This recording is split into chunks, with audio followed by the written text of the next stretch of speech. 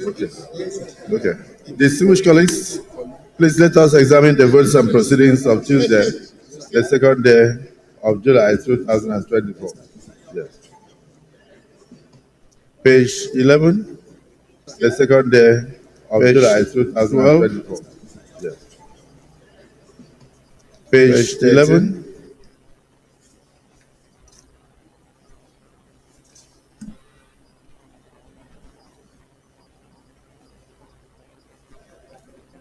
Page 14.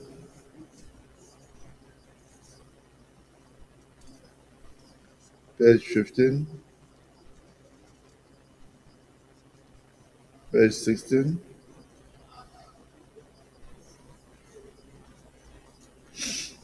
Page 17. The Civil Senator Olare.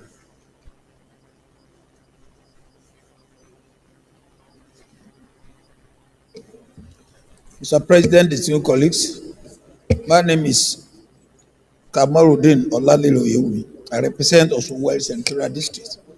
I rise to move that the vote and proceeding of Tuesday, 2nd July 24, be adopted as a true reflection of what happened on that day.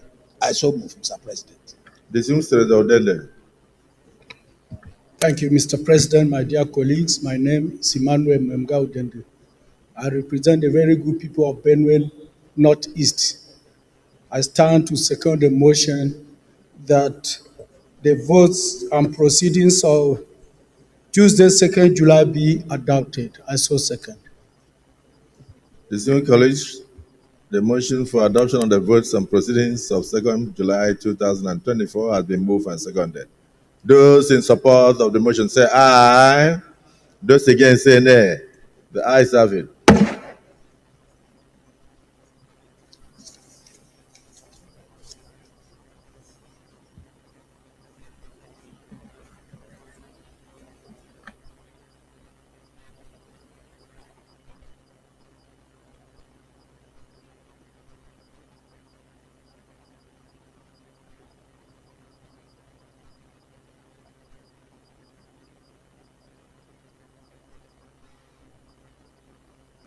Distinguished colleagues, Senator Neida Bernard Emmanuel celebrated his birthday over the weekend, precisely on the 29th of June. I won't put the year that he was born. We wish him a very belated happy birthday. On Monday, the first day of July, was the birthday of the senior senator Kakashehu Lawan. On behalf of the 10th Senate, we wish him many more years of happy life on earth. Distinguished colleagues, on the third day of July is the birthday of the Senate Minority Leader, the Civil Senator Abba Patrick Moro, our Minority Leader. We wish you fulfillment of all your heart desires and God's protection. Amen. On behalf of the Senate, all the senators aforementioned will have long life, they'll have prosperity, they'll have joy, and many more years of service to our fatherland. In the name of Almighty God. Amen. Today, we are privileged to have with us the staff and students of Unity Montessori Nursery and Primary School, Kubwa in Abuja. Our dear children, they are here in the gallery to observe Senate proceedings. On behalf of the Senate, I want to wish you all very fruitful observations of the proceedings. May God bless and be with you all. Amen. You may be seated.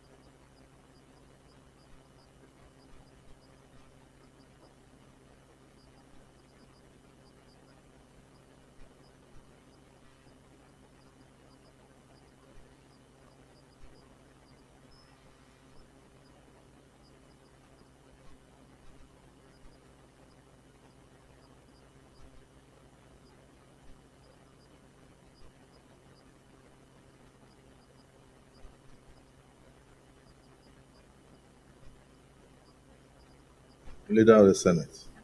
Point of orders. Point of order. Point of order, Senator Ndume. Senator Ndume, point of order. Oh, sorry. Do we have any petition?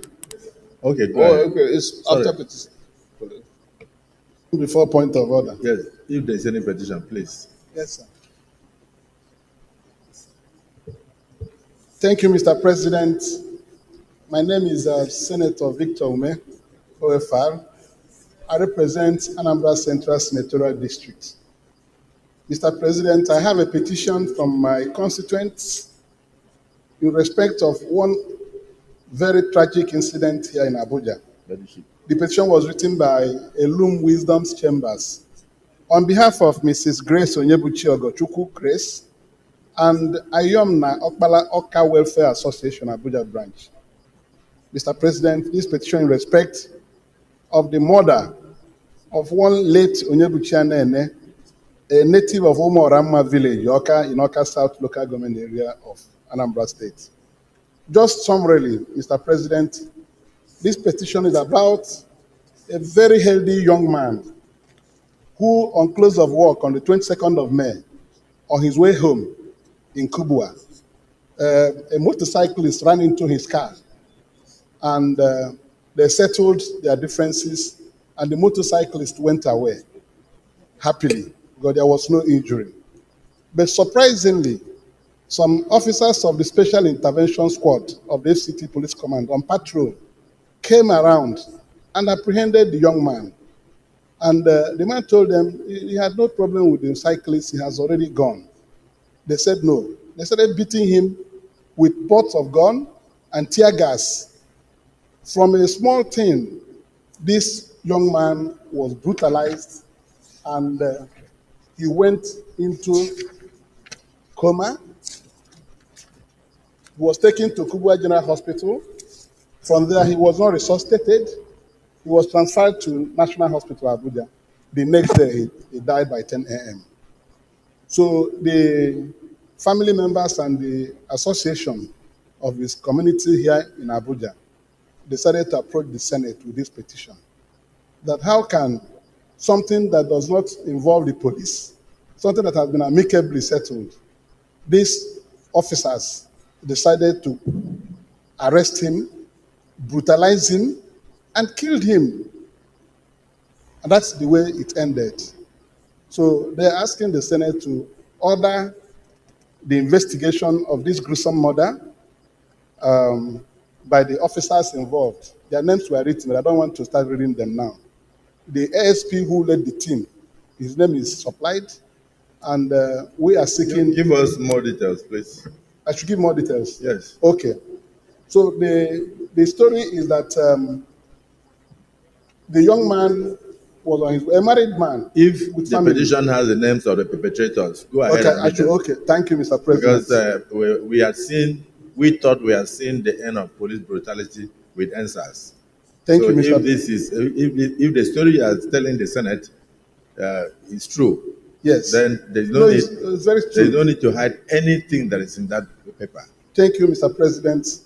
The members of the Special Intervention Squad of the FCT Police Command was led by one ASP, Adamu Buba, with other people under his command. And they assaulted this man. From the story I have briefly given you, the motorcyclist that hit this man had gone away happily. And they were on patrol, so they came and stopped and apprehended him. He told them that this matter has been amicably resolved. The motorcyclist sustained no injury, and they started beating him with gun butts, tear gas, and the man fell unconscious. If you see the picture, it's a gory picture. This is which yes, Senator? Mr. President, yes, sir. So that we don't start the morning with tears in our eyes. You may proceed to lay the petition. Thank you, Mr. President. We are seeking for justice for my constituents. Is there any legal impediment? No legal impediment. This thing happened only 22nd of May, And the next morning, 23rd of May, he died at the National Hospital, Abuja. The Inspector General of Police has not stepped in to start investigation. He has not done anything, Mr. President. Thank you very much.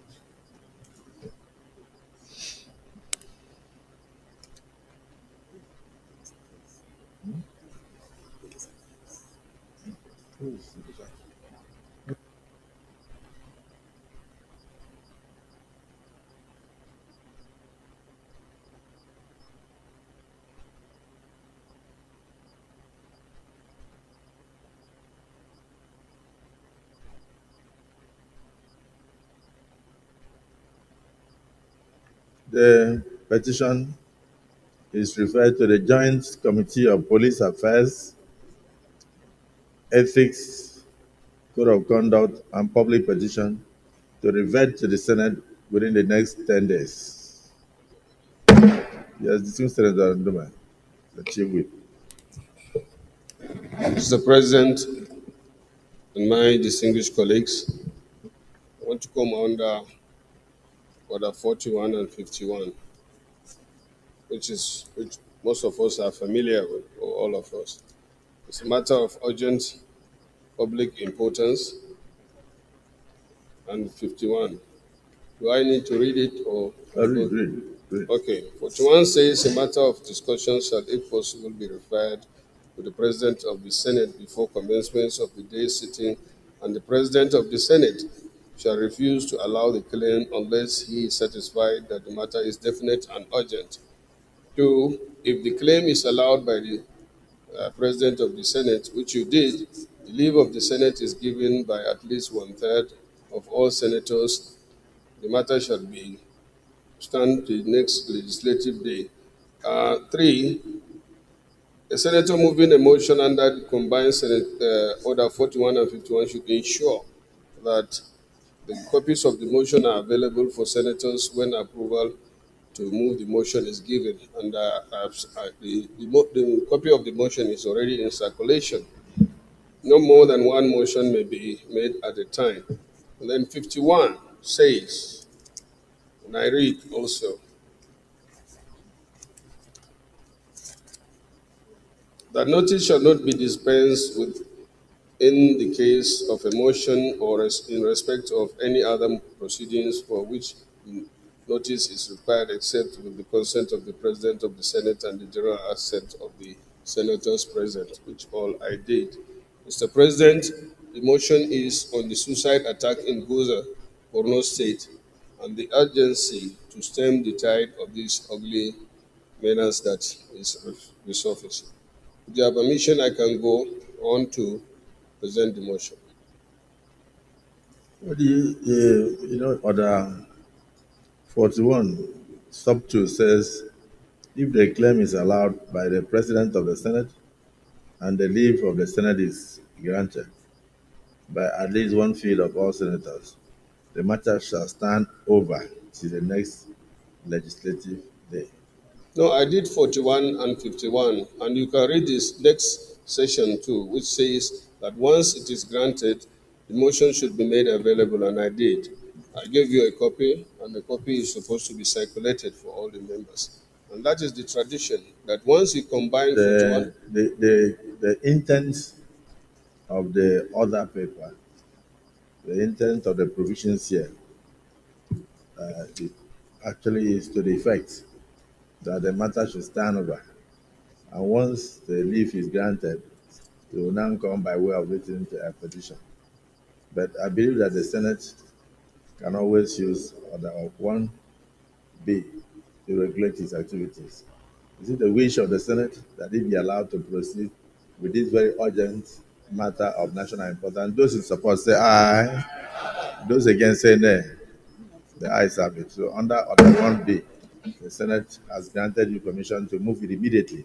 Otherwise, by the rule, you would have stood to the next legislative date. So you may proceed, Chief Whip. Thank you, Mr. President, and my distinguished colleagues. This motion, which I'm sure most of our colleagues are aware of, is the unfortunate incident that is the suicide attack in my hometown, Goza in Borno State, and the need to actually look at this issue that Nigerians are almost about forgetting and having a peace of mind.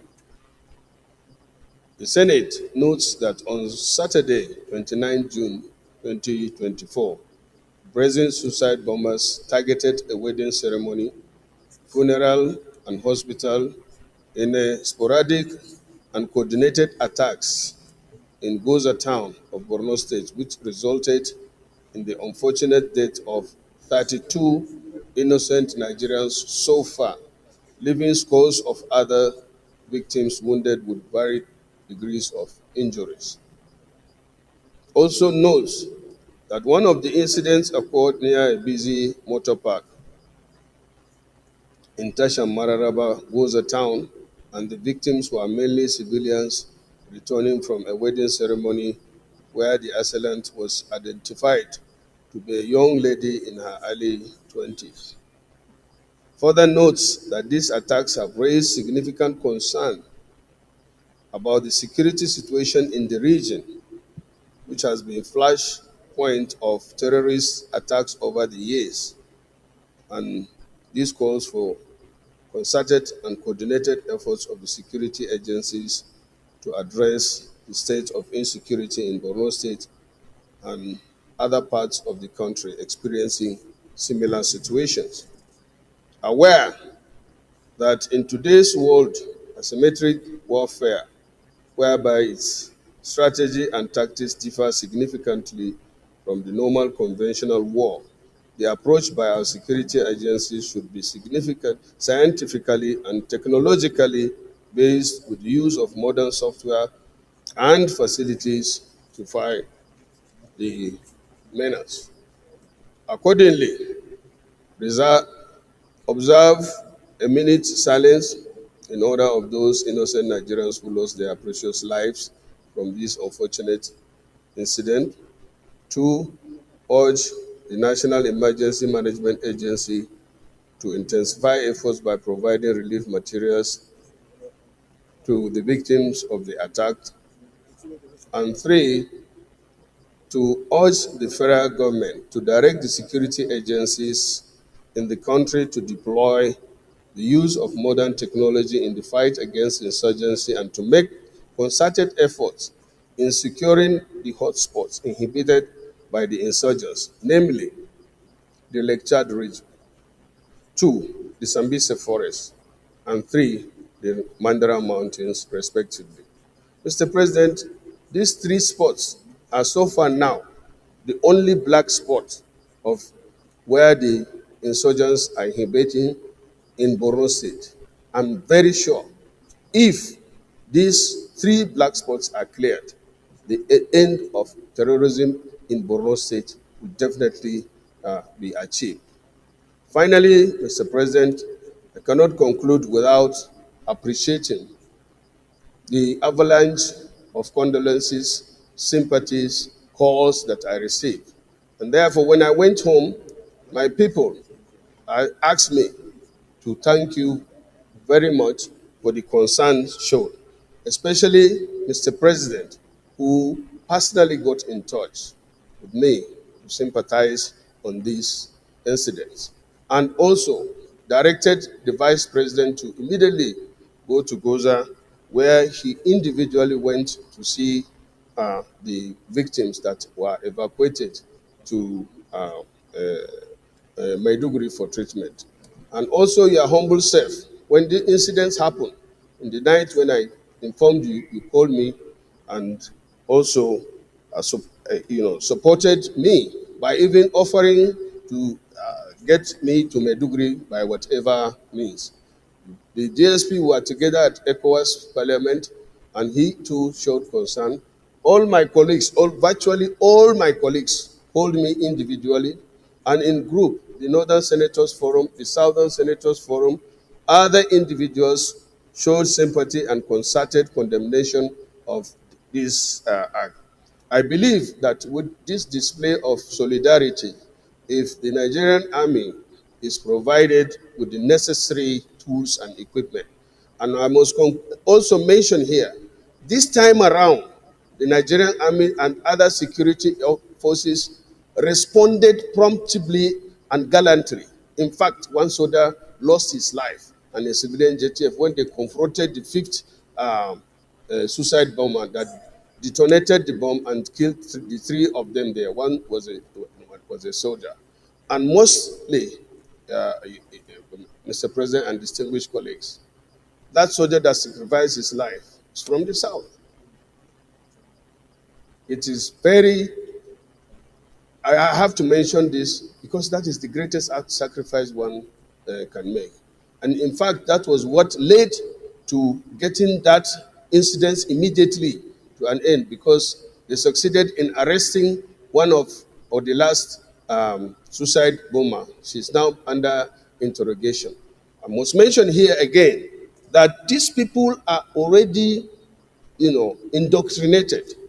All of them their hairs were braided, and they had this Nelly, and they are confident that they were going to heaven if they detonate and kill the people. In fact, the last woman that was arrested, up to now, the interrogation has not brought out so much because she's still insisting that she wants to go to heaven, and that is by killing people and detonating the bomb. So, Mr. President, as I said, the black spots are three. What needs to be done can be achieved if the Nigerian Army are given specific instruction and attention and provided with what they need, particularly drones and other technologically driven gadgets, in order to get rid of these three black spots. Once again, thank you for giving me this opportunity, and once also thank my distinguished colleagues for the support, sympathy that I have been pouring in since the incident happened. I so move. Distinguished Senator Wamako.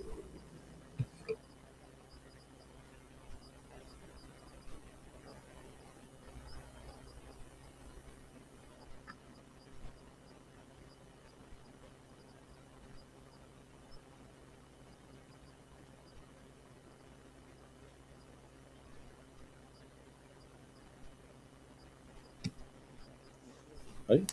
Okay. Mr. President, my dear colleagues, Aliyu M. Wamako are my names, Dr. Nos. I tend to second the motion ably moved by Senator Ali Ndume on this very ugly incident that happened in Gaza in the last few days.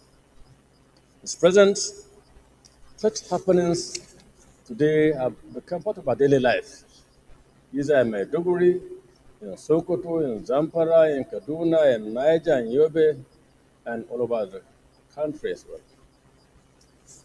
So in seconding this motion, Mr. President, I'm quoting by the last sad prayer of Balendini.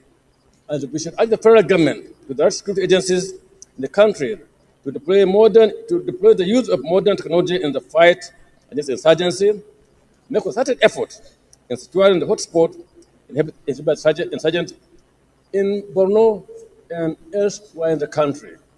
Spreading all over the country, these hotspots are known. There must be a concerted effort to identify those spots and take decisive action against these callous people. To this end, Mr. President, I again scan and support this motion very humbly and sensibly. Thank you. The distinguished Senator Mongolu.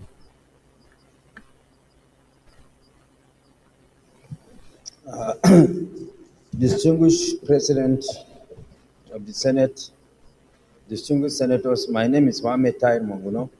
I represent Borno North Senatorial District.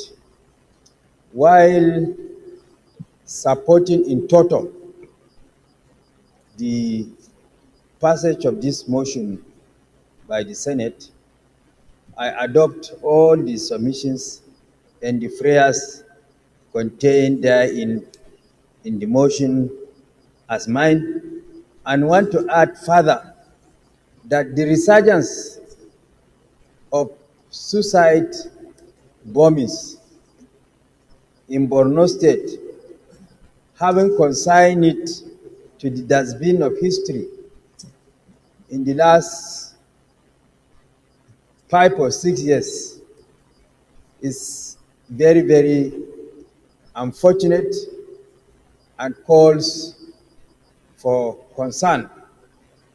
I can vividly recall that at a point in time in Borno State, weddings are done not in group, funerals are conducted not in group, all social activities are conducted individually because of the avalanche of suicide bombings. But because of the zeal, determination, and enthusiasm displayed by the Nigerian military in the fight against insurgency, Boko Haram was decapitated, and their ability to conduct their heinous activities was equally decapitated.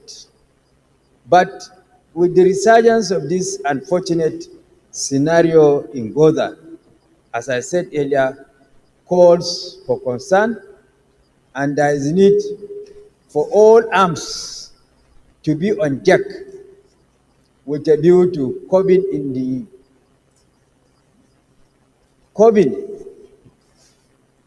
or nipping in the bud this ugly scenario so that it doesn't separate to other parts of Borno State and indeed other parts of the country. And the only panacea as captured in the prayer is the deployment of technology to nip this ugly scenario in the vote. So I wholeheartedly support this motion in total. Thank you. It's a motion that everybody would like to say something on. But I hope it will not really depart from the facts of the case and the sadness that has engulfed the nation as a result of this heinous crime. But maybe we can take one or two more, then we go into the prayers. The senior Senator Ahmed Lawan. Thank you very much, Mr. President. Very distinguished colleagues. Ahmed Lawan, I represent Yobe North Senatorial District. Mr. President, I join my colleagues who spoke earlier to condole and commiserate with our brother, colleague, and friend, Senator Mohamed Alin Dume, the Senatorial District, and government and people of Borno State. Mr. President, I want to refer particularly to the last prayer, the third prayer. The third prayer is about the deployment of technology. But before then, one question we should ask ourselves as a parliament: is there anything that is worthy of significant investments by the Nigerian government today, other than the security of the people of Nigeria? Is there? There isn't, in the question. Because any other thing that we wish for ourselves, that we hope and pray for our country, revolves around the security of the people and their property. I will therefore urge us and the executive arm of government to reprioritize how we invest. Mr. President, I support construction of roads. But today, what Nigeria needs is to secure their lives. So we should take it as a priority that when we appropriate, henceforth, real investment must be made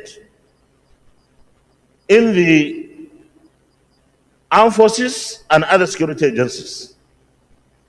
Mr. President, last month, I attended an exhibition of new technologies for defense across the world in Paris.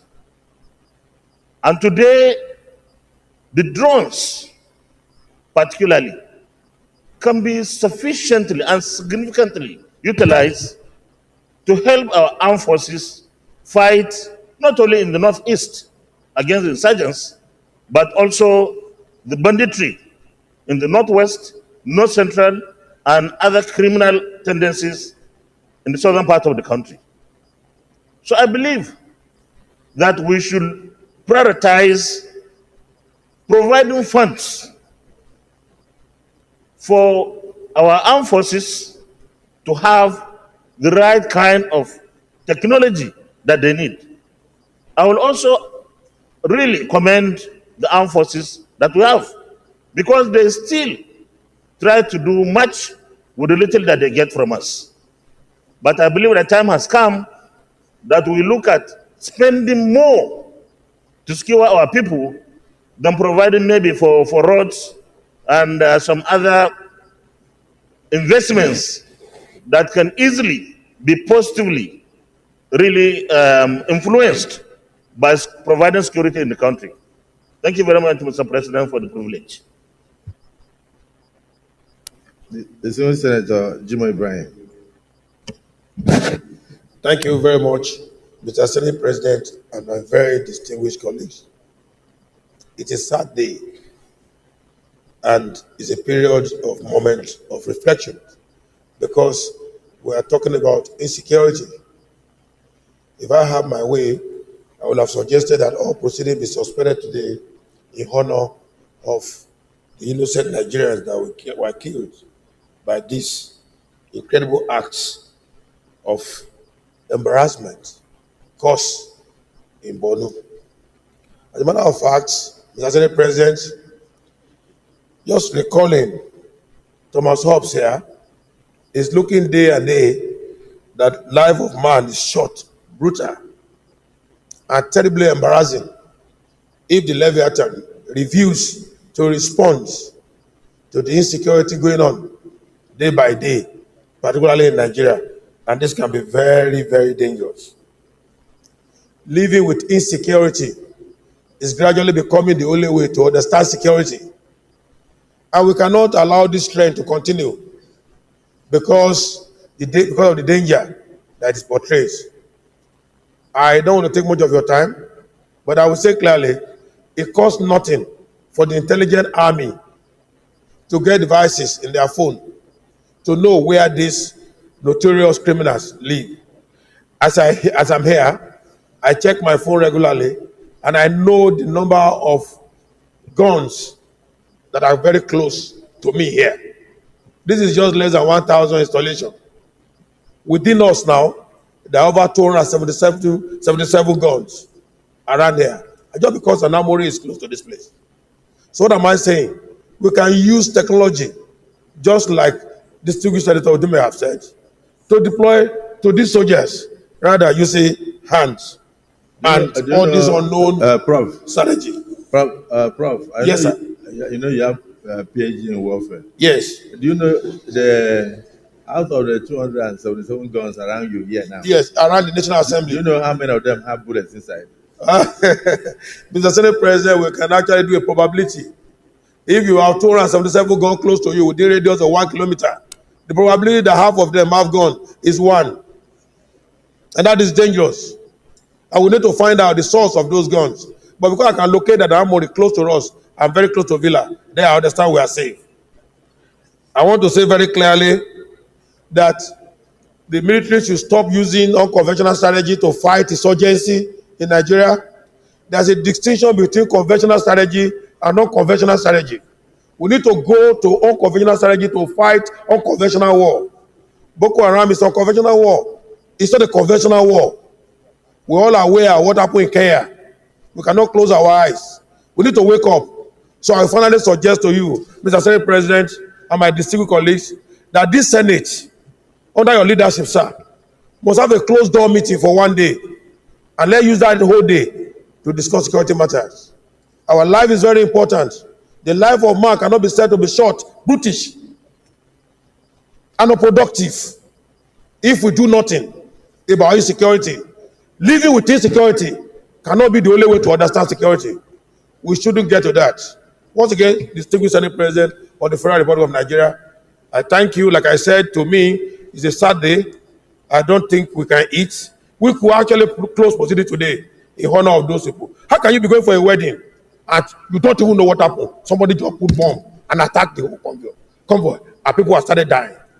It's sad, it's painful, it's uncalled for, it's unacceptable, and it's rejected in the totality of its formulation. Eliminate. Thank you, Mr. Senate President. Distinguished Senator Yaradua.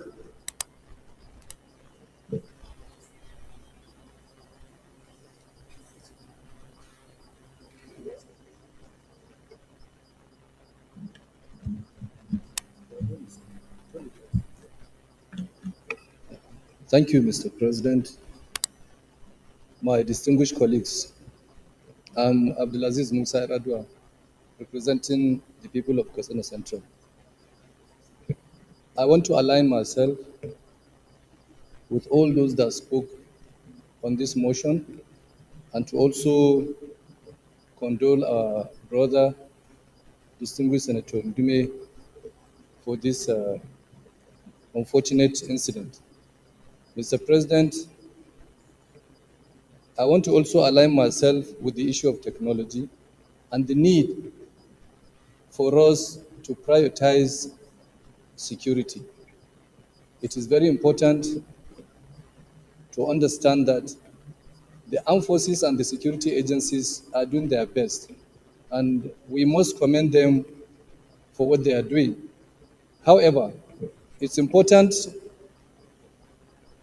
for us as a parliament, as mentioned by distinguished Senate President Emeritus, on the need to see how we can ensure that we provide all that is required for the armed forces and the security agencies to enable them fight this battle. What is important now is for the security agencies to go back to their security procedures so that this issue of suicide bombing does not spread, especially to the Northwest. Because if the bandits in the Northwest now adopt this strategy, it is going to be more dangerous. As I'm talking to you, Mr. President, a lecturer was killed yesterday at the Federal University, Dusama. His children and others within the vicinity, about 5 or 6 of them have been abducted and are with these bandits. So it is important that the armed forces and the security agencies go back to the security procedures that have assisted in nipping in the bud the suicide bombing that has been consigned to the dustbin before. So I want to thank you, Mr. President, for this opportunity and distinguished colleagues. Distinguished Senator Neda, you may wish to close.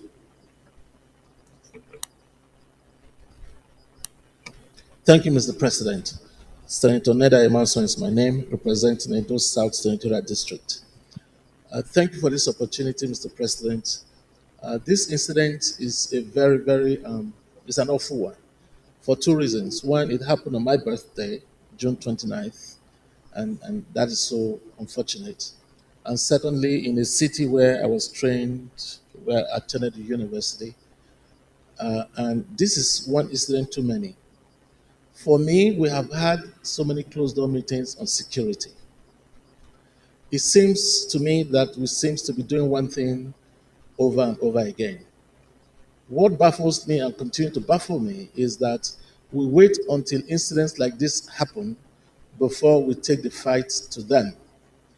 When it seems to be quiet, that is when I think that the security should get busy to go after these insurgents. It appears that our security networks either is not spread wide enough or the intelligence is failing. Otherwise, we should take this fight to them. It is not when they attack us. We should look for them wherever they are. They don't live, they are not spirits. These are human beings as well. And I think that the security agencies should sit tight with their intelligence and get busy. And we don't have to wait until they attack us before we respond. We should always look for them wherever they are. I don't want to make any example. Something happened like this in Egypt, in Israel, and we know what happened. The whole country went ahead to look for the last man that did it. They didn't wait until it happens again. So we should begin to take this security very seriously because the life of a Nigerian is an important life to all of us. And we owe it a duty to safeguard not just properties, but lives of Nigerians.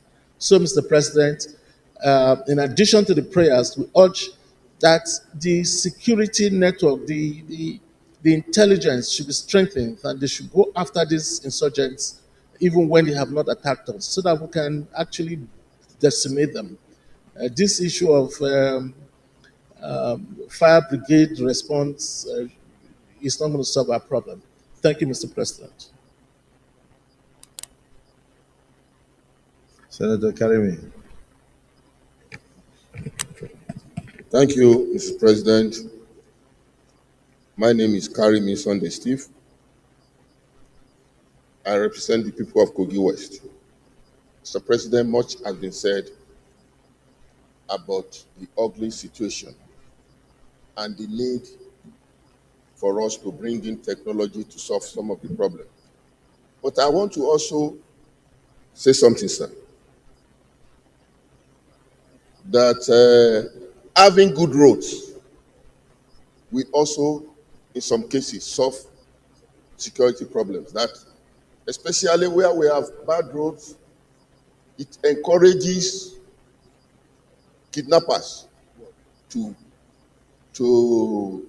do their operation easily.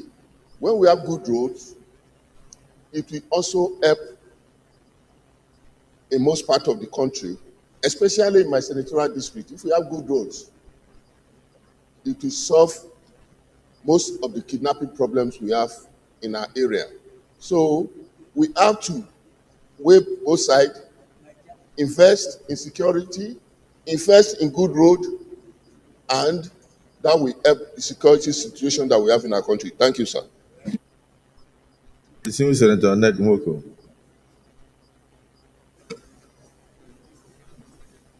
Thank you, Mr. President, and my distinguished colleagues.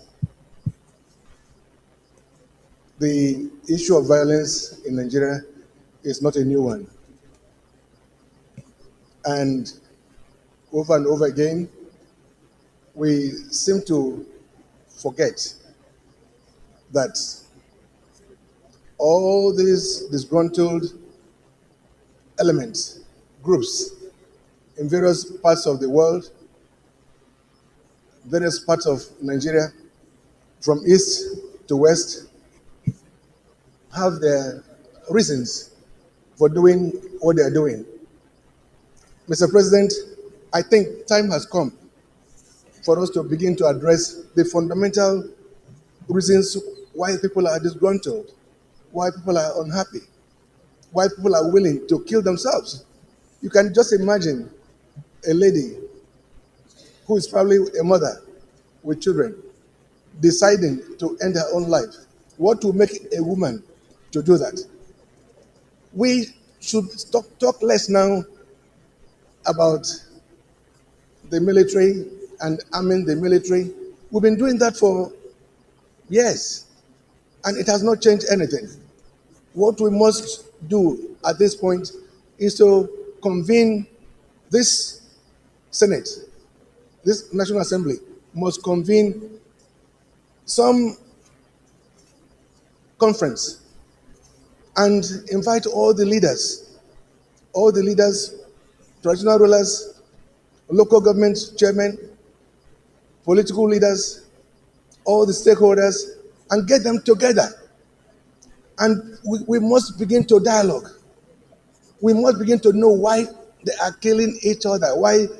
Because the fact remains that, yes, we mobilize soldiers, they go and kill them, and they in turn will plan, maybe it could take them another 6 months to remobilize and come and also kill our soldiers and our men. So I think time has come for us to convene a conference of sorts that is anchored by National Assembly to begin to find out some permanent solutions to all these killings. It just one too many. And I'm sure my colleagues here will agree with me that this is the best way forward. It's not about the millions or billions that's been spent in arming the military, because the military are also being killed. We are not, as Jim Ibrahim said, Senator Jim Ibrahim, this is not conventional warfare.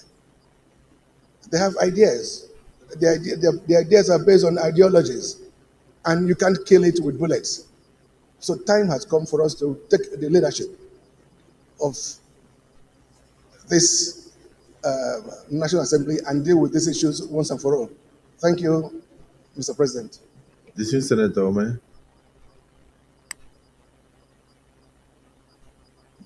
Thank you, Mr. President. My name is Senator Victor Ume. I represent Anambra Central Senatorial District. Mr. President, I rise to say that we can deploy soldiers, we can deploy technology, we can do all these things, but if we cannot train the mind, these things will continue to happen. Suicide bombing can only be perpetrated by a mind that is not developed.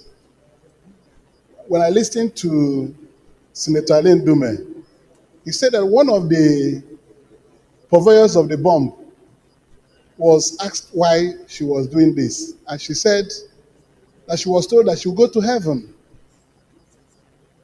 A trained mind will ask the person sending her on the mission, why are you not carrying out this mission so that you go to heaven? I therefore think that instead of thinking about how to use technology and the soldiers to fight terrorists, we should deploy education.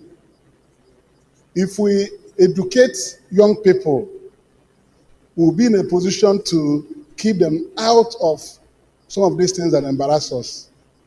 In my condolence message to the people of Borno State, in our platform, Senator's platform, I called for reorientation of our youths by our religious leaders. Young girls that were hired to go and commit this act with a promise that they will go to heaven. If they were educated, they will not embark on that mission. This Borno State we are talking about have so many educated people. I do not want to accept that educating our young people in that belt will be difficult. I understand that Boko Haram is no to Western education. That's the name, the meaning of Boko Haram. But that area has produced so many brilliant minds, senior advocates of Nigeria. Even Senator Tahir Mongono here is a brilliant legal mind, and he hails from that state. The government should do the right thing.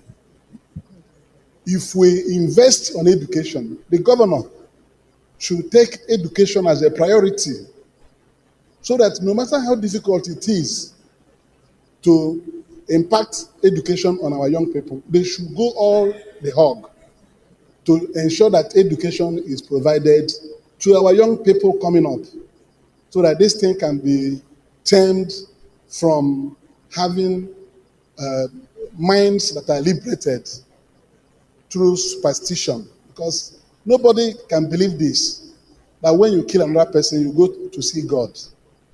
So I am saying that even at the prayers in the motion I have looked at, yes, we are talking about fighting those who will go, mobilizing people who will go and get people and stop this. These are young girls, teenagers, have been brainwashed to go and carry bomb and embrace people and kill people and go to heaven. So this is the root of the problem. We have to ensure that the government is directed and urged to go and provide education to our young people. Thank you, Mr. President. Thank you. Distinguished Senator Ekong Samson, final. Thank you, Mr. President. I am Ekong Samson. I speak for Akwa Ibom South. Let me readily convey the very deep sympathies of Akwa Ibom South to the people of Borno State over this tragedy. This has signposted a resurgence in some measure. We were beginning to heave some sigh of relief. But what took place in Borno State has jolted us, has jolted our sensibilities that the bad times are back. My heart bleeds for that section of Nigeria. But let me make it very clear that this is not just a tragedy for Borno State, it is a tragedy for Nigeria. It is a tragedy for Akwa Ibom, it is a tragedy for Ukana, it is a tragedy for Lagos State. Because when an incident as tragic as this unfolds in one part of the country, it reverberates, it affects the other parts of the country. A lot has been said about the need to redirect our minds, especially the minds of our youth, the need for technology. But let me add that one trajectory that we must always be alive to is that security is everybody's concern. We must not leave this important assignment only to the government. Everybody must be involved. It is painful that these youths are being brainwashed. Some of them that when they undertake this very risky enterprise, they will end up in heaven. Some are being told that they will meet virgins in heaven. Some of them are being told, the men, the youth among them, that they will meet some in heaven, some on letter notes, as magnetic as Natasha as it were. So let me join our colleagues to underscore the type of opinion that we need to do more for our security. Our security agencies have worked very hard. They are doing very well. But we must not leave this assignment only to them. We need to do more to own up our security architecture, knowing that this is a collective concern. We need to educate our young minds more. We need to rededicate ourselves that we cannot go back to the very dark past. So on behalf of Akwa Ibom South, we convey our very deep sympathies to the people of Borno State and challenge Nigerians to re-educate ourselves and to be alive to the very serious challenges that security poses in this country. Thank you. This is Senator Idiad on behalf of women. The Senate President, distinguished colleagues, my name is Idiat Oduranti Adebide. I represent the good people of Lagos West. Well, my sincere condolences to the people of Goza and the entire Borno State. It is most unfortunate that we are back on this part again, this part of sadness, of sorrow, of mourning. We pray that God in His mercy will grant those who died peace, and also the injured. We pray that they also get back in good time. Sir, I want to say that it's quite unfortunate that we are back, but I recall that before the bombing subsided, they discovered a bombing manufacturing company, or sort of. in Borno State then. And the military were able to take over that particular uh, company or site. I want to say for them to come back at this rate, it means somehow that company or that manufacturing site is back again within them in Borno State. And I wish that members of the community, members of the society, will pay attention to what is happening around them. For them to be able to discover this site again, it is the responsibility of everybody in Borno State. That is one thing I would like all of us to take note of. And secondly, sir, advocacy, awareness, and provision of chiefs to members of the community. Maybe we have relaxed a bit as to the ones that we were doing earlier. I knew that we have pamphlets, we have things that they were distributing, even for those of us who are not even from that region. So I think the government should please not relax, not assume that everybody is aware of what is going on. They should begin the advocacy, create awareness, and give the people tips what they should look out for.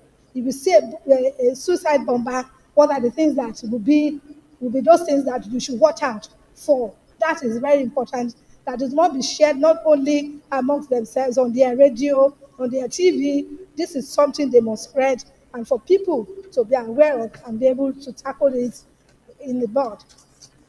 And lastly, sir, for Sambisa, Marada Mountain, and all other sites that have been identified, this is a special assignment also for our committee of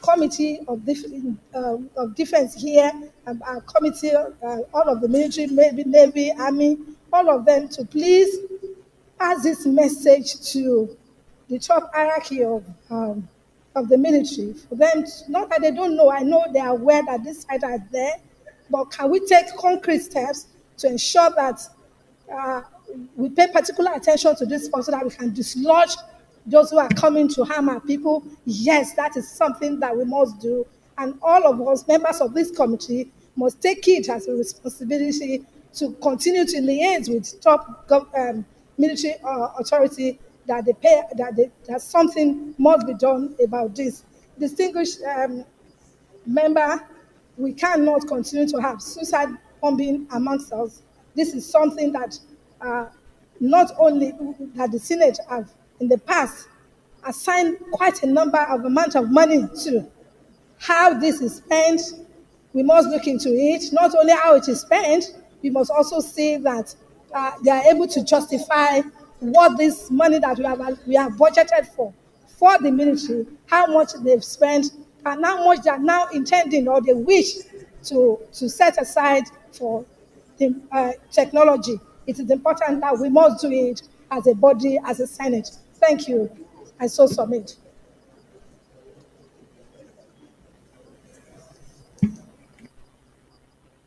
Thank you so much. And please, let us try our best to note that the prayers are far more important. Let us take actions. Let us go into the prayers. Deputy Senate President, DSP, yeah, this is your area. Yes, yes. In case you have observation or advice, then we go straight into the prayers so that we can move on to other items. The unfortunate incident has happened, and all the solutions are either contained in this paper presented by the Chief Whip or from the submissions of our colleagues. So we should note them and then go into the prayers one by one. Deputy Senate President, please end the debate. Thank you, Mr. President. Barrow Jibrin is my name, Kano North. Mr. President, permit me to extend my condolences to the families of those who died through the heinous act committed by suicide bombers that detonated bombs in several places in Goza area of Borno State. Mr. President, this is a desperate action by terrorists who do not mean well for our country. Um, the fact is this.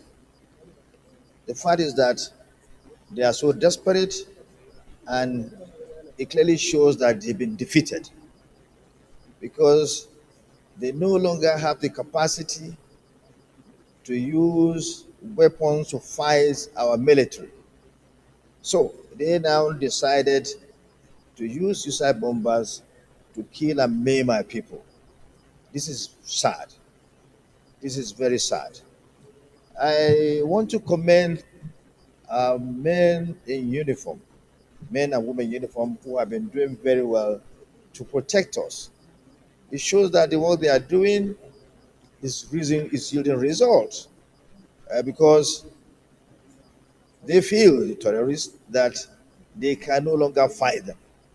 And that's why they've resorted to these acts of using suicide bombers. What I want to add here is that we call on them not to rest on their oars.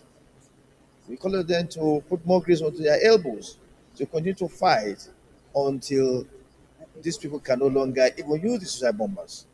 I also want to call on Mr. President to continue what he's doing. I know what he's doing.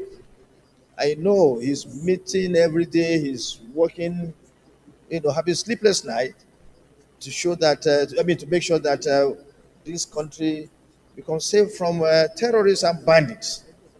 And it clearly, what happened in Woza last week demonstrate that the entire thing that has been done by Mr. President and his team is losing result because these people feel that they can no longer fight using weapons. So what we need to do is to find a way to make sure that they cannot use the suicide bombers any longer, using devices that can detect those that have been are ready to kill themselves in order to kill others, to detect them so that they can no longer use suicide bombers to kill and maim our people. I commend Senator Ndime for bringing forward this motion, and I also commend all those who contributed in this in the debate in this motion. Thank you, Mr. President. Well, I don't know whether the minority leader has something to add that is different from others. You have the floor. Your Excellency, the President of the Senate, my distinguished colleagues, some of the things that we have said here, Mr. President, are for purposes of emphasis. And when critical matters like this come, we have one thing to say or the other. And sometimes we say, without sounding like a broken record, we want to make certain contributions. So, Mr. President, actually, I've been meaning to make a contribution on this matter because it's a security matter. And if you note where I come from, we have had issues of security challenges and the death of people. And Mr. President, my concern here is the fact that everything that we keep talking about security here is in reaction to attacks on communities. It's in reaction to death of people. Mr. President, I think we must change the narrative and the trajectory from which we approach the issue of security. Let me therefore extend my very heartfelt condolences to the people of Borno State, and in particular, the people of Goza. Those of us who have followed the insecurity situation in the Northeast, particularly in Borno State, know that Goza has been at the receiving end of attacks by Boko Haram insurgents. And so, Mr. President, if we have been talking about insecurity, government out, government in, week out, week in, month out, year in, year out, and we are still confronted with the menace of frequent attacks on our communities and the killing of vulnerable, defenseless civilians, then, Mr. President, we want to ask ourselves salient questions and then appeal to government to take the bull by the horn and be the government that will solve the problem of insecurity in Nigeria. Mr. President, I don't want to believe that our military that have been drafted into this war do not know what to do. Be it a symmetric war or a conventional war, they are all mere semantics. The fact is that it's a war. And soldiers are trained to fight wars, whether it is asymmetric or conventional. And I don't want to think that appealing to the soldiers to deploy technology is the answer to the question, because they are trained to identify wars and to deploy appropriate mechanisms to solving the problems of war. And so, Mr. President, I think we want to challenge the Nigerian military. We cannot continue talking about insecurity, particularly the Northeast, particularly Goza, like I said, that has had a receiving end of this insurgency. So let's think that for once, we make a very passionate appeal to this government. Let this government be the government that will end insecurity in Nigeria. I still submit, Mr. President.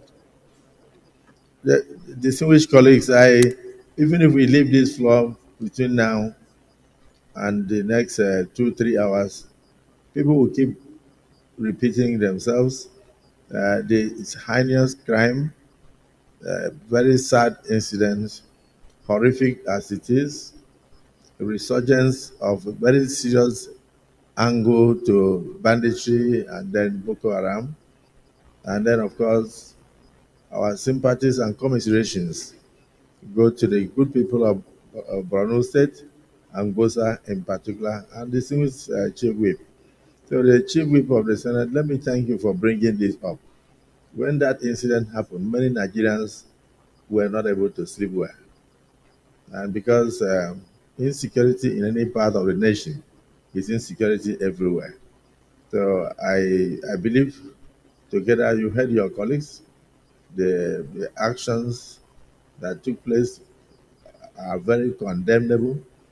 But then something that you brought up, which was important, is that it is not that the security agencies did not react, that one of them even paid the supreme sacrifice.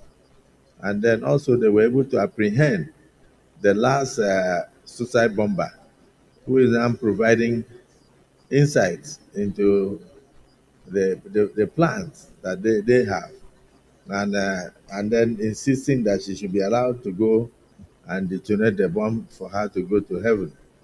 So it's both psychological, mental, as well as physical. So the police cannot be everywhere. The federal government cannot enter every traditional gathering in the country and every wedding. But at least we have brought up something very serious here, that we should also employ a lot of technology. The technology, you don't need to be physically there. We can monitor from miles away to know when there is likely going to be an infraction in security. And also, what happened there could also be described as failure of intelligence, because we have so many suicide bombers gathering together. It means we've not penetrated their camps. Otherwise, we would have known that they were going to strike. So preventive security must also be emphasized. So I thank all my colleagues for their contributions, and I pray that let us go into the prayers, and then from there we can proceed solutions that could help us to stem the tide of this current resurgence. Thank you, the Chief Whip, and please accept my personal condolence on the losses. Prayer 1. Observe a minute silence in honor of those innocent Nigerians who lost their lives from these unfortunate bombings. Those in support of prayer 1 say aye. Those against say nay. The ayes have it. Prayer 2. Urge the National Emergency Management Agency, NEMA, to intensify efforts by providing relief materials to the victims of the various attacks aforementioned. Those in favor of prayer 2 say aye. Those against say nay. The ayes have it. Prayer 3. Urge the federal government of Nigeria to direct the security agencies in the country to deploy the use of modern technology in this fight against insurgency and banditry, to make concerted efforts in securing the hotspots inhabited by the insurgents, clearly named Lake Chad region, Sambisa Forest, and Mandara Mountains. Those in support of prayer. Amendments. Yeah? Somebody said something? Yes, amendment to prayer 3. Amendment or additional prayer? Because the prayer 3 seems very straightforward. You can bring additional prayer. Prayer 3 says we should urge the federal government of Nigeria to direct the security agencies to deploy the use of modern technology in the fight against insurgency, banditry, and this Boko Haram. And then another aspect of prayer 3 is that they should also make concerted efforts to secure the hotspots inhabited by the insurgents, which are known, such as Lake Chad region, Sambisa Forest, and Mandara Mountains. Those in support of prayer 3 say aye. Those against say nay. The ayes have it. Yes, who wanted to do additional prayer? Senator Adams Oshimole, additional prayer. Thank you. Very much. My additional prayer is that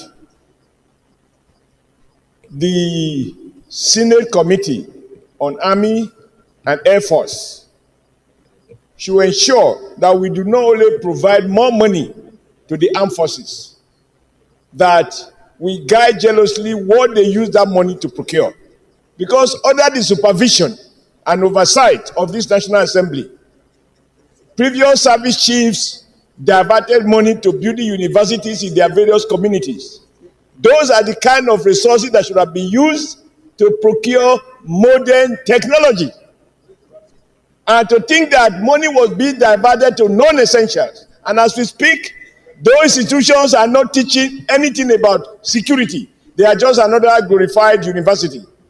I think that this House, having the power to appropriate, we should focus strictly on the items that the Army and the Air Force and other security agencies are going to spend the money to do.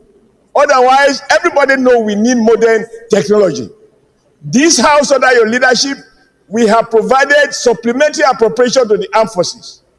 Throwing money at a problem will solve it.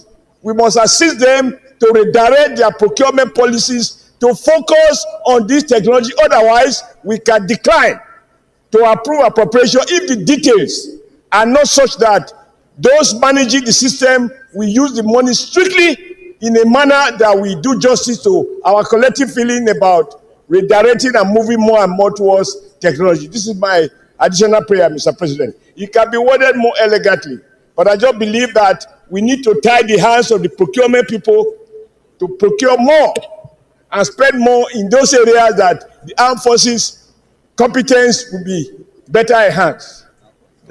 The only problem with the additional prayer is the allegation that previous service chiefs diverted money to build universities. Did they build personal universities or public universities? Mr. President, they build public universities. And I believe that if half of those money was used to strengthen NDA in terms of competence of the men, and the rest used to procure modern technology for the armed forces, the armed forces would have been far more competent. Somebody talk about how Israel reacted. I'm not sure it's something I want to debate, but they reacted with technology, with men and women well trained, not creating mushroom educational institutions. Each service chief, they started them in their own villages. That did not coincide with the priorities of the armed forces. Just last year when we were doing the supplementary budget, we saw that the Navy even appropriate money to buy a yacht. That is why the oversight responsibility of this Senate is extremely important, to prevent the armed forces to prioritize in a manner that coincides with what we think the Nigerian Army should be doing. Thank you, sir. Any seconder to the additional prayer? Yes, Senator Neda. Mr. President, distinguished colleagues, Senator Neda Emaswa, Edo South, Senatorial District, I stand to second the additional prayers ably moved by Senator Aliu, Adams, Eric, Oshimale. I so second. Yes, Senator Kawu, Senator Neda. Senator Kau wants you to reiterate the prayer that you are seconding. What is the prayer? The prayer that the money appropriated to the military should be directed to the core values, to the core mandates, which is to protection and procurement of materials and instruments that will aid them in securing our country rather than building universities or procuring yachts. Okay, noted. So, distinguished colleagues, the additional prayer proposed by distinguished Senator Adams Oshimole is to the effect that we should mandate our Senate committees on defense, Navy, Air Force, Army, and other related security agencies to oversight all appropriations to the armed forces to avoid diversion of such monies from procurement of necessary tools to fight insurgents into unnecessary construction of universities in various domains of the armed forces chiefs. This prayer has been seconded. Those in support of the prayer say aye. Those against say nay.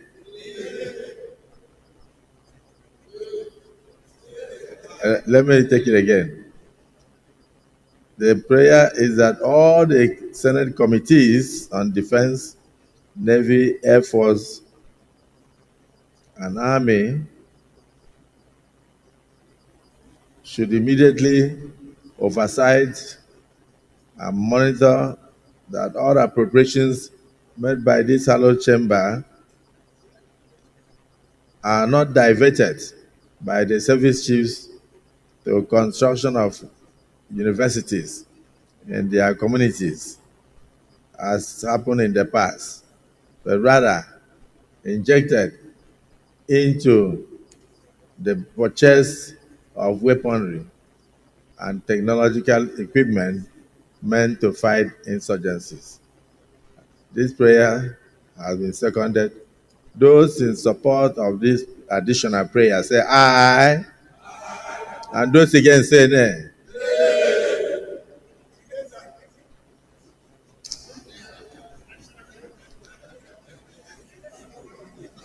Okay. The nays have it. Yes, there's a shoe. Additional prayer, sir. Mr. President, we want to add one additional prayer to this, and that is the federal government should seek collaboration with private security contractors on the hotspot of Sambisa, Mandara Mountain, and Chad region.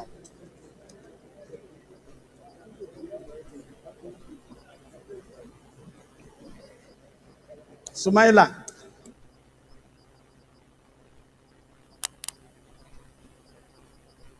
Again. Your additional prayer. Yeah. Mr. President, we should urge the federal government to seek collaboration with private security contractors on the hotspot of Sambisa, Mandara, and the Chad region. Any seconder? Any seconder that we should urge the federal government to seek collaboration with private security agencies on these hotspots? Any seconder? Mr. President, I write to second the motion.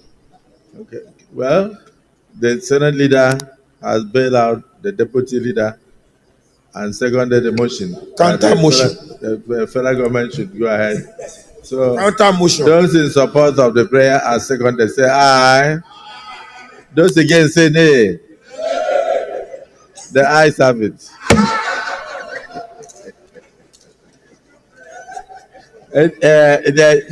Distinguished colleagues, may we rise to observe a minute silence in honor of the departed souls. Additional prayer.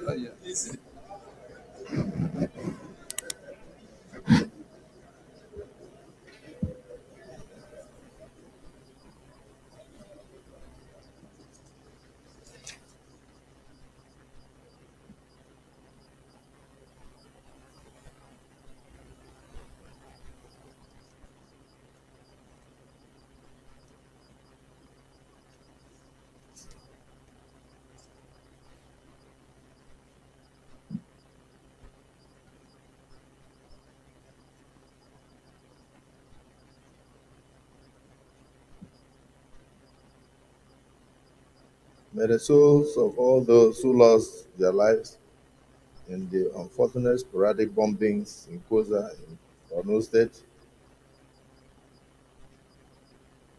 rest in perfect peace.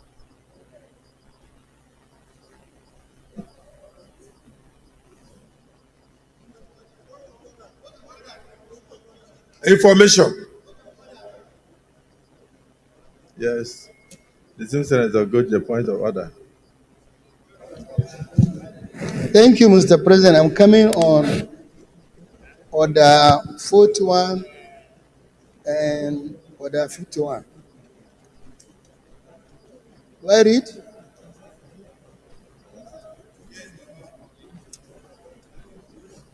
Mr. President, like I said, I want to come on order 41 and 51. Do I read?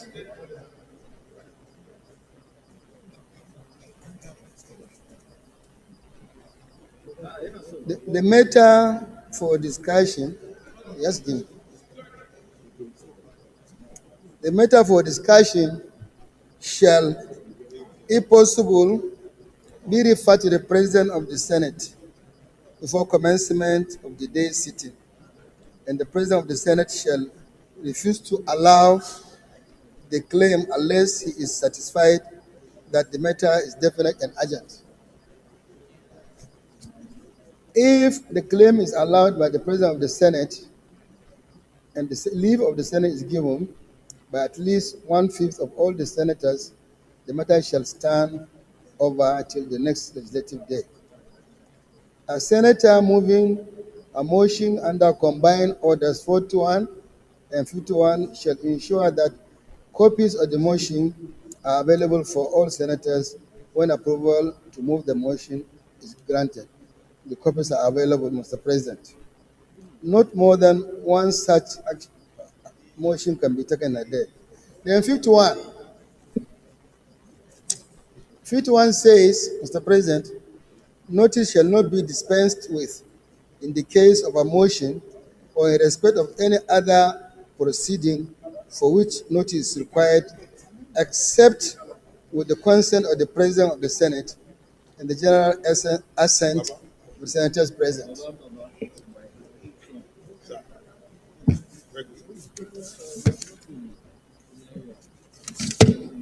You want to give us the summary of what it is all about?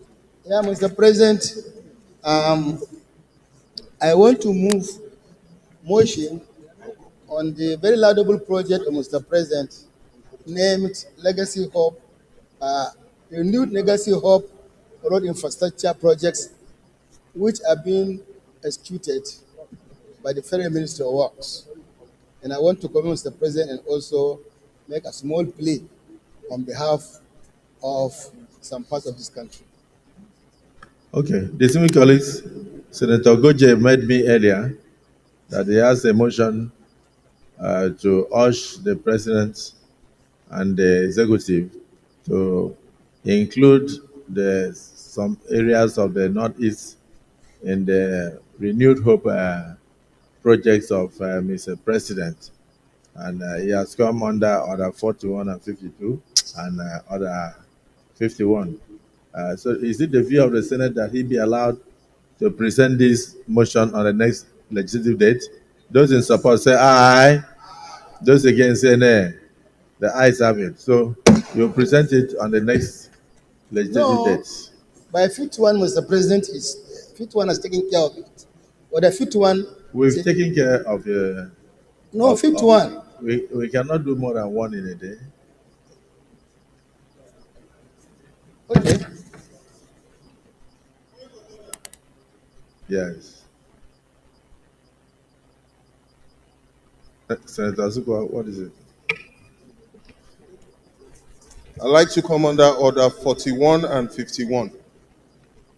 The matter for discussion shall, if possible, be referred to the President of the Senate before commencement of the day's sitting, and the President of the Senate shall refuse to allow the claims unless he is satisfied that the matter is definite and urgent. Order 51. Notice shall not be dispensed with in the case of a motion or in respect of any other proceeding for which notice is required, except with the consent of the President of the Senate and the general assent of the senators present. Mr. President,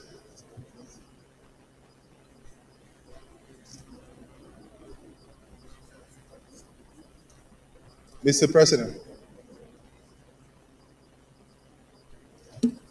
urgent need to investigate the continued importation of hazardous petroleum products and dumping of substandard diesel into Nigeria. Distinguished colleagues, this for me is a very important motion. However, we've already taken one of the motions already. So is it the view of the Senate that this be referred to the next legislative date? Mr. President, under 41 subsection 4, not more than one such motion may be made at the same sitting. May being the key word, Mr. President. Under order 41. Subsection 4. Yeah, in that case, we have to revisit Senator Goje's motion if you want to do more than one in a day.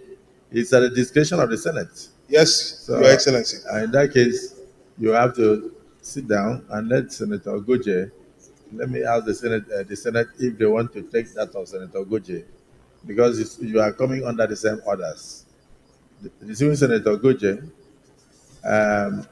the order 51 is talking about May. Is it the view of the Senate that because of the urgencies involved in all these motions, our colleagues, we indulge our colleagues to take more than one matter of urgent national importance for today in line with our Rule 1B? Those in support say aye. Aye. Those against say nay. The ayes have it. Senator Goje, you proceed before Asukwa. Thank you, Mr. President, for giving me the chance at long last. The Senate notes the public service announcement. Your mic. No, take it close to yourself. Okay. The Senate notes the public service announcement made via various print media and social media platforms by the Federal Ministry of Works, inviting stakeholders to participate in public engagements regarding the Renewed Hope Legacy road infrastructure projects across the country. Also note that these landmark projects, which are made up of the Sokoto-Badagry Superhighway connecting Sokoto Northwest to Badagry Southwest, Lagos-Calabar Coastal Highway South-South, Calabar-Ebonyi, Benue, Kogi, Nasarawa, Abuja Superhighway, Southeast and North Central, respectively, were designed in line with the current administration's commitment towards actualizing the vision of making Nigeria the largest economy in Africa. However, Mr. President, Northeast is the only zone not included in this very laudable project. Further notes that this bold initiative is part of the Renewed Hope development agenda of Senator Ahmed Bola Tinubu, GSFR, President and Commander-in-Chief of the Armed Forces of the Federal Republic of Nigeria, which upon completion will undoubtedly interconnect the country and bring about unprecedented socio-economic growth as well as foster national unity and integration. Aware that the legacy projects are shown on the various maps being published in the various papers designed by the Federal Ministry of Works, excluded the entire Northeast geopolitical zone from the whole equation, and this has stimulated unprecedented concerns and agitations from the region in view of the strategic roles these projects will play in this country. Hence, the need to include the Northeast Zone in this project.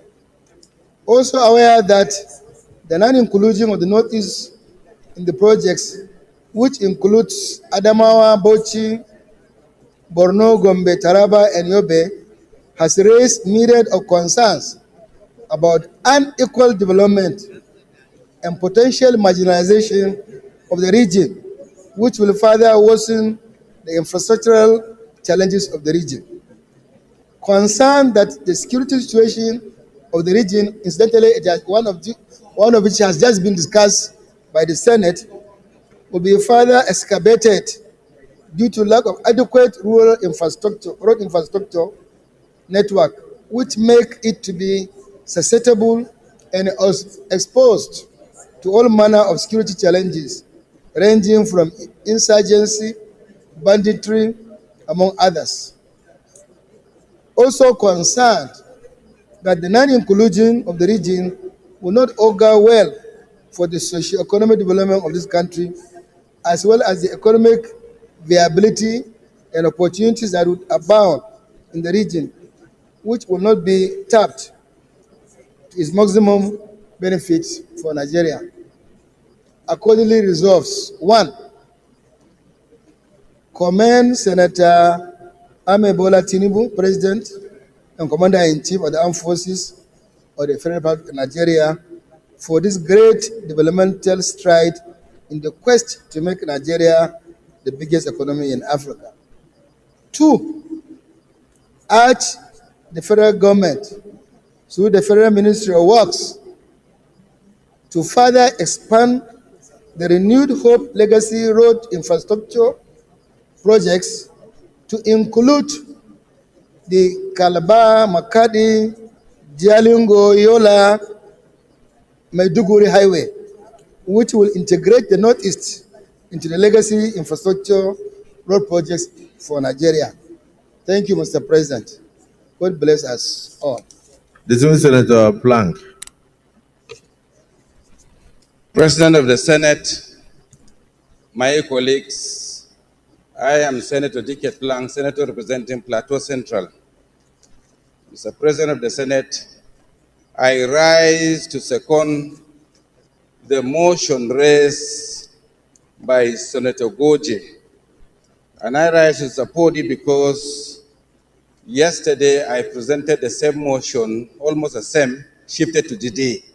And I see the two motions aligning. And I believe that this motion does not just rest with the Northeast alone, because distinguished colleagues, sometimes in 2018, the road from Akwanga to Jos to Gombe to Adamawa was approved by the Federal Executive Council for construction. Up to date, some survey was done, and up to date, nothing is done on it.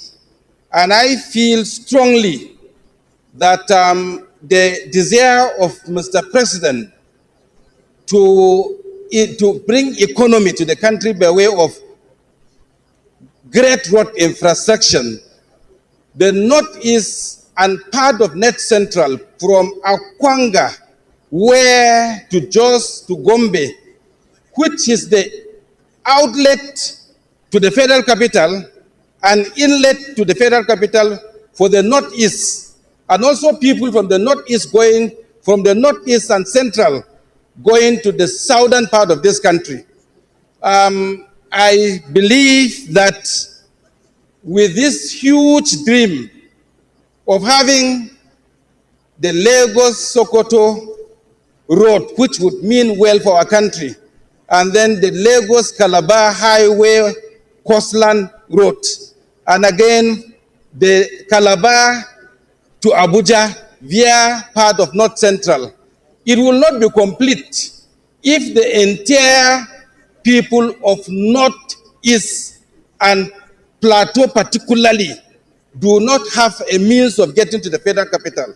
So if in the good dream of Mr. President, if there is a holistic approach on it, it will help us in no small measure by improving the economy of the entire Northeast and part of North Central. I rise to second this in its totality, and I believe that all of us will reason with the desire of Mr. President to bring more road construction in this country, but including North Central and North Eastern part of this country. I thank you for giving me the opportunity to second this motion, and I collapse my own motion to this motion, sir. Thank you very much. Honestly, the patriotic zeal you have exhibited in collapsing your motion, you can off your mic. Into the motion by Senator Goje is noted and appreciated by the Senate because it will save us time, so we go into other issues. But because of this additional prayer of collapsing your motion into this other motion while seconding it, there will also be need for the collapse situation to be seconded. So let me call on Senator Lalong to second the collapse situation. Thank you very much, Mr. President. Mr. President, distinguished senators, I am Samuel Lalong representing the good people of Plateau South. Mr. President, I also stand to support this motion. The first one by distinguished Senator Goje, and the collapse one by my colleague, distinguished Senator Dicket Plank. I have a few explanations. Because we are concentrating on coastal road. Sir, you have been to Plateau, we have been to Bauchi. 8 of these states, there is no way they can get to Abuja without passing through Akwanga, Jos Road. Each time you fly good roads, you come to that side, you will regret that you are coming to Abuja or going out of Abuja. While we are very anxious about the coastal road, the low-hanging fruit is to also start the Akwanga Jos to Gombe. It takes somebody from Adamawa about 8 hours to get to Abuja. But if you put this road, it will reduce that time. From Yobe, from Borno, it's the same thing. I was just talking to the former Senate President. I said, apart from air, how will you get to Abuja? He said you must pass through Jos. So how many of us can afford to be flying each time to Abuja? The best way of movement is by road. That is where you meet and greet people. That is where you will buy potatoes on the way. That is where you will buy yams on the way if you are passing through Benue. So for me, I think that while we are concentrating on this coastal road, I saw because the motion mentioned North Central without even specifying which part of North Central. I must say all parts of North Central. So I stand to support this bill by Senator Goje and the collapsing motion by distinguished Senator Dicket Plank, so that the roads can go together. Thank you very much, Mr. President. Distinguished colleagues, this is just, please, your mic. This is calling on the attention of the federal government to add these key infrastructure roads into the Renew Hope agenda as legacy projects of Mr. President. So I want to thank distinguished Senator Goje and also thank distinguished Senator Dicket Plank, and of course thank the former governor and distinguished Senator Lalong, because you have been able to put clear elucidation into the situation, and it's so clear. It doesn't need argument. It's just a function of calling on the federal government on the named infrastructure roads so that they can become major legacy projects for the administration. I don't see anything wrong with that. So I thank you for bringing this to the fore, and I'll go ahead to put the question. First, question 1. Commend Senator Bola Ahmed Tinubu, GCFR, President, Commander-in-Chief of the Armed Forces of the Federal Republic of Nigeria, for the giant developmental strides in the quest to make Nigeria the biggest economy in Nigeria. Those in support of prayer one say aye. Those against say nay. The ayes have it. Prayer two, urge the federal government through the Federal Ministry of Works to further expand the Renewed Hope legacy road infrastructure projects of Mr. President. Those in support of this prayer say aye. Those against say nay. The ayes have it. Prayer three, urge the Federal Ministry of Works to include the Calabar, Makodi, Jalingo, Meduguri Highway, and also to include the Akwanka, Jos, Gombe, Adamawa highways to complete the Renewed Hope agenda of Mr. President with a view to leaving behind legacy roads in the country. Those in support of these additional prayers say aye. Those against say nay. The ayes have it. So I want to say that I will be very glad to glide on those roads when they are completed. I congratulate you for bringing the plight of your people to the fore. Senator Asukwa. Mr. President, distinguished colleagues, urgent need to investigate the continued importation of hazardous petroleum products and dumping of substandard diesel into Nigeria. My name is Asukwa Ekpenyong, Senator representing Cross River South.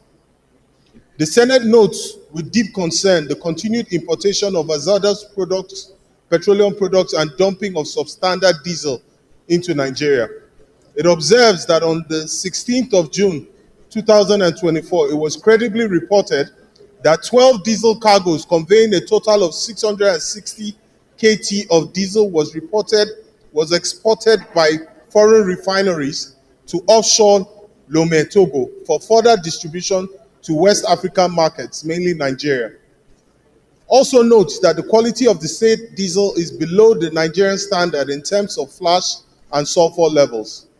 However, in spite of the substandard nature of the diesel, it has found its way into the Nigerian market as a truck on MT Carlos, which arrived Lome on the 16th of June, which immediately did a ship-to-ship transfer to DVMT Matriarch Triumph, and then proceeded to discharge into Matriarch Jetty. Senator, please start again, because most of the floor is a bit rowdy.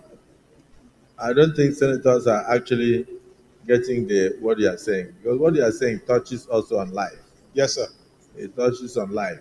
Yes, sir. And the possibility of Nigerians inhaling poisonous products under the guise of diesel. So start your motion again so that the senators can pay attention. And most senators do not have the motion in their hands. Take the job of fantastic. Senator, the minority leader, there is no order here. Senator Ashiru, there is no order. The Senate is a bit rowdy. Let us be sure that everybody has the motion so they can see what we are discussing.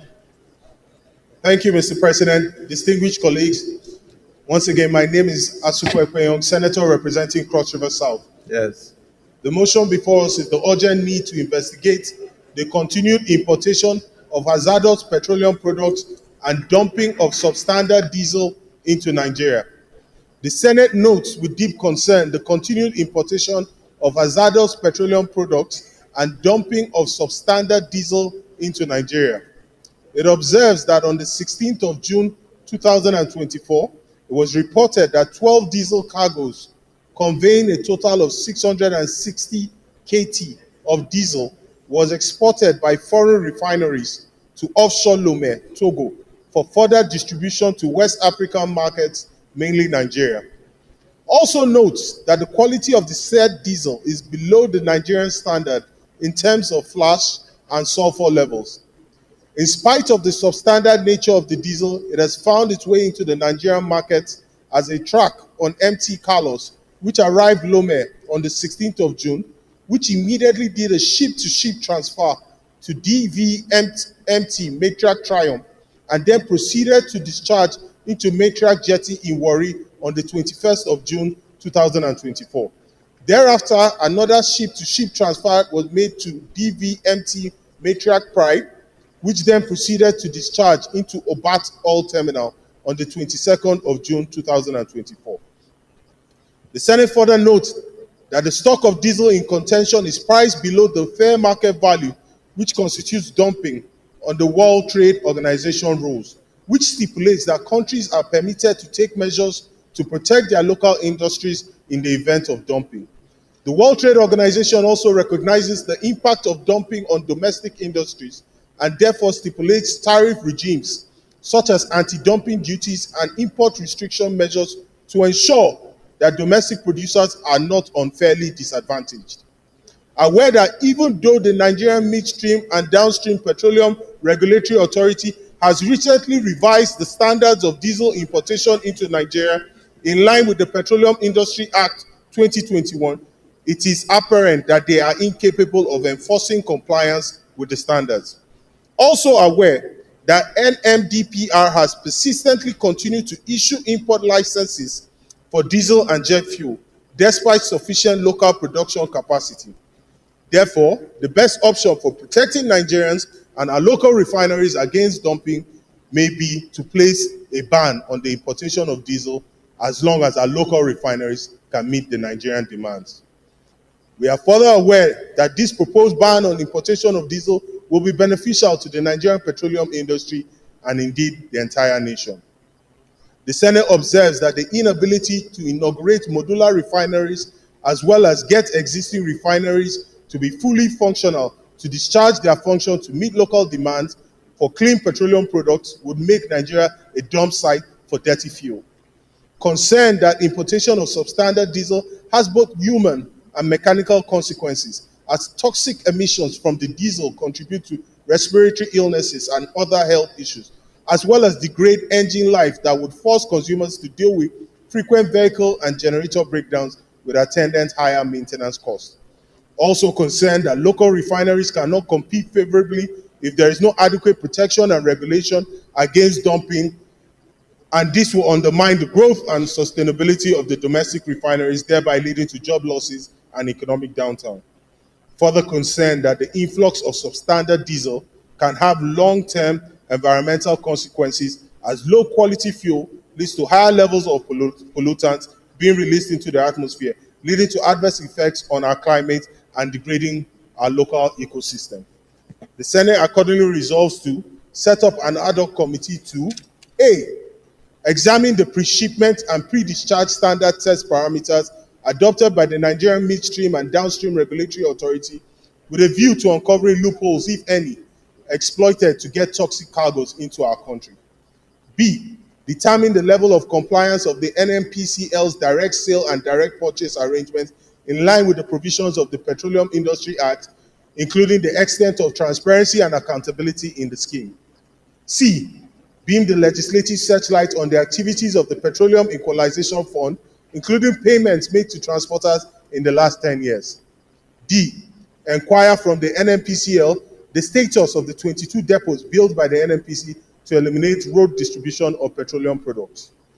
E, engage with stakeholders within the oil and gas industry with a view to identifying possible gaps in regulating and strengthening the surveillance and monitoring structures in place to enable Nigeria to detect violations of best practice standards in the importation of products before they enter into domestic supply chains. F, also engage with the NNPCL with a view to understanding the extent of its determination and timelines for the startup of government-funded oil refineries. And finally, G, investigate how institutions across the importation and distribution chain failed to conduct quality sampling, shipped in products without auditing, port validations by the Nigerian Customs Services, Department of Petroleum Resources, National Maritime Authority, and Standard Organizations of Nigeria. I so move. Distinguished Senator Agadaga.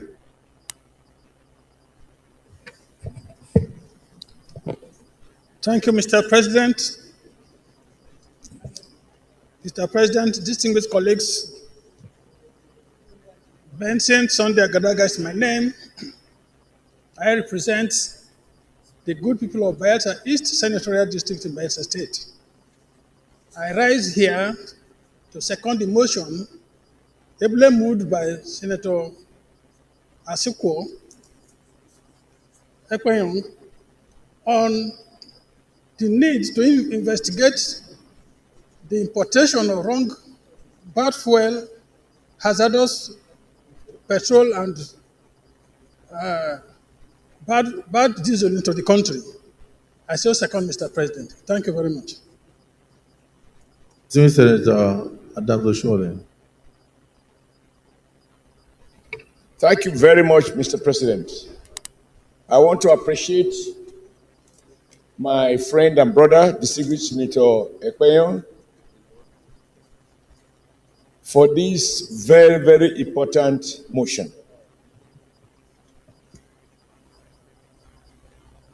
Read it through paragraph by paragraph. There is absolutely nothing to add. We do have saboteurs.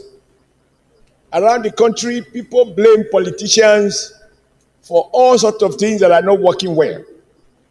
Yet, we have people who are just appointees of government, who sabotage the laudable objective of parliament.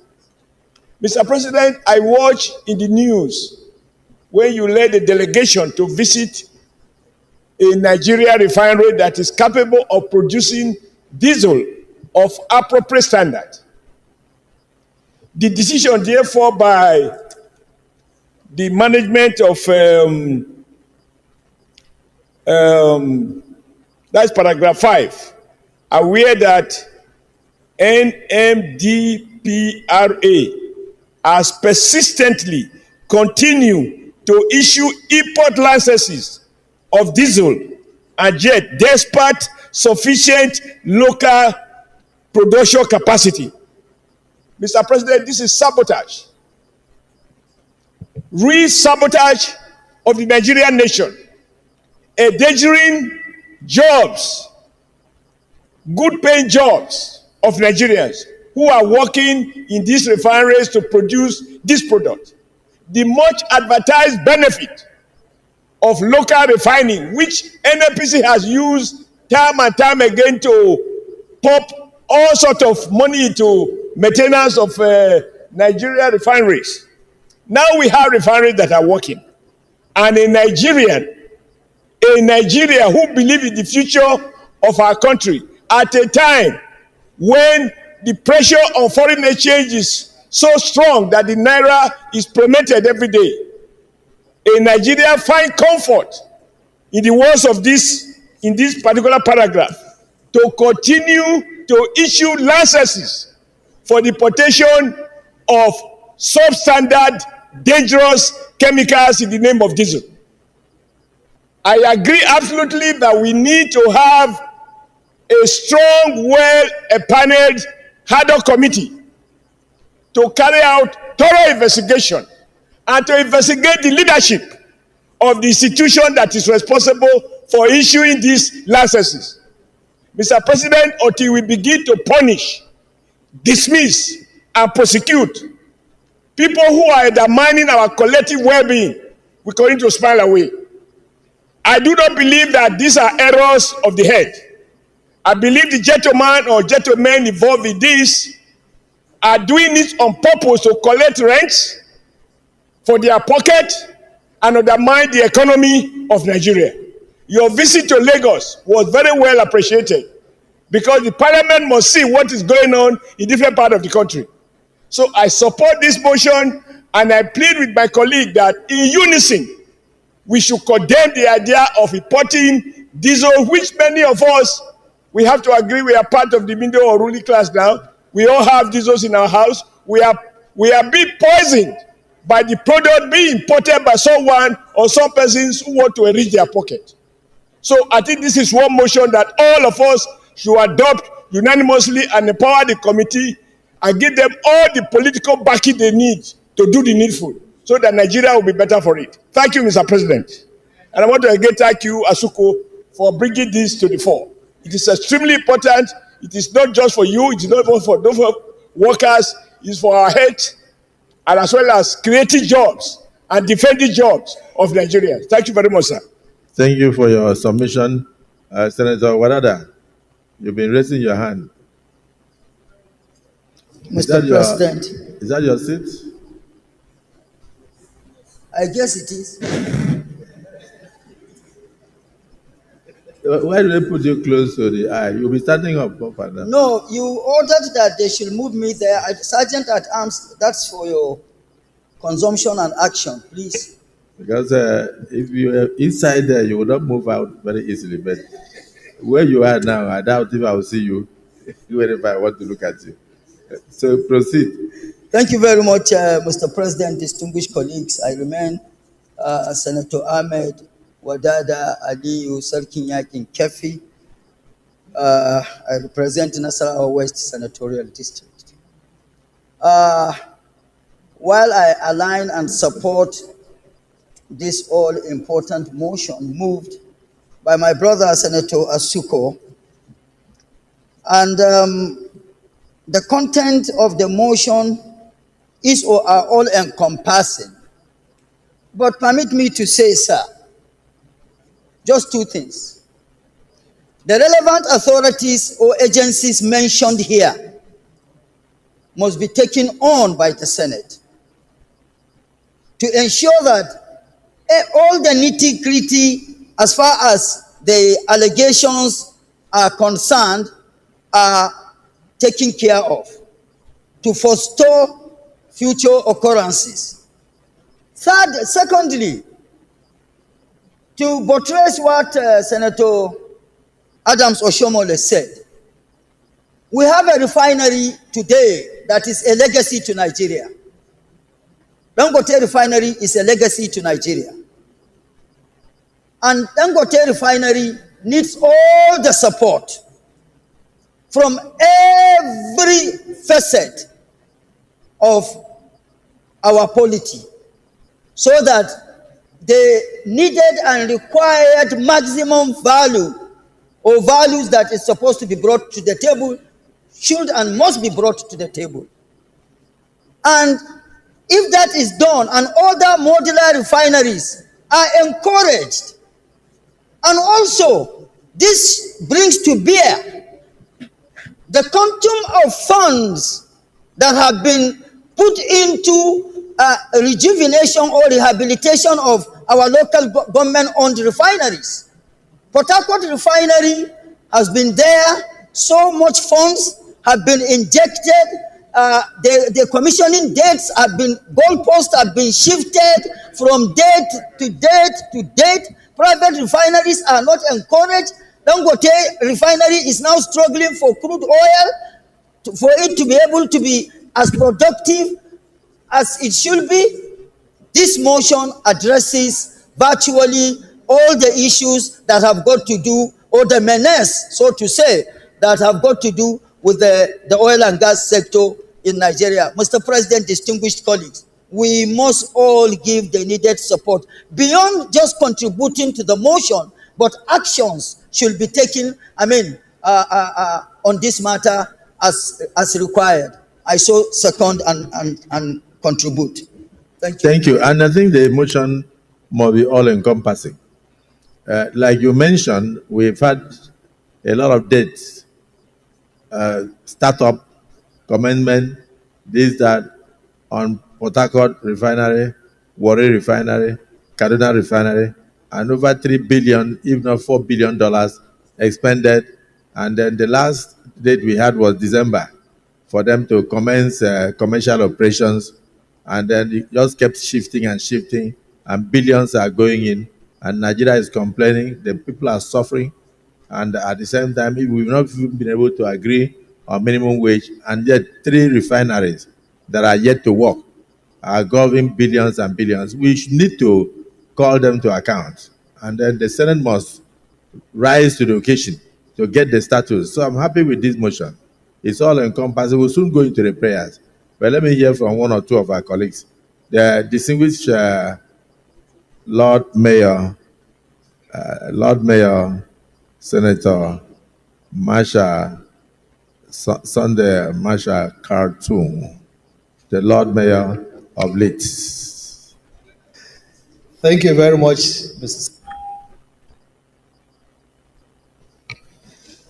Thank you, Mr. President, my colleagues. Sunday Marshal Khartoum, I represent the people of Kaduna South Senatorial District. I rise to second this well laid out motion. The motion has been adequately argued. Justification for the investigation also clearly stated. The prayers are well defined. And because it is an investigative motion, Mr. President, I don't want us to preempt the issues. As justifiable as it is, I will urge that all of us support this motion and leave the investigative panel to come out with the results. Then we can come back and apply appropriate sanctions as recommended by the committee. That's the advice I want to proffer, that because it is an investigative motion, that we minimize the amount of argument, because all of us seem to be in sync and supportive of the motion. That is my kind advice, Mr. President. Thank you very much. In line with your advice, I'm sure Senator Ningi will not take more than 2 seconds. Mr. President, my name is Senator Ningi, and I represent Bauchi Central. Mr. President, let me join you and others in commending Senator Asuko for a well-researched, eloquently delivered, brilliantly presented motion on this particular matter. It is important, Mr. President, to highlight the summary of this motion. And the summary of this motion precisely gives us the tragic history, the tragic history of Nigeria as a nation. As an oil-producing nation for 50 years or thereabout, this nation is still battling with the issue of auditing, the issue of sampling, and the issue of fault validation. In other climes across the world, these are given, but because we're a nation that has not shown any capacity, any seriousness, especially in this sector that we all depend on. And that's why we're having issues within the industry. Finally, Mr. President, if this is what the 10th Senate will achieve in its 4 years existence going forward, if this is the only thing that the 10th Senate will achieve, please, for God's sake, let's try to achieve it. Let's show Nigerians that is not business as usual. Let's understand the perception outside there. Let's do what you can do and do everything in the open to satisfy skeptics about the 10th Senate. It is important that we recognize the issues raised. And it is very imperative that once we can achieve the objectives of this motion, I am sure history will recall the 10th Senate as an achiever. It is important for those who will be in this ad hoc committee to understand Nigerians have a question mark about what we can do or we cannot do. But sufficiently, the Constitution has given us powers to be able to delve into issues like this and bring about positive change and positive transformation. I so move, and I think everybody should support this motion. It is not late in coming. It is imperative that we understand the dynamics as it is. It is important to make a difference, and it is important to show Nigerians that we meant what we said. Thank you very much. Senator Olamileko.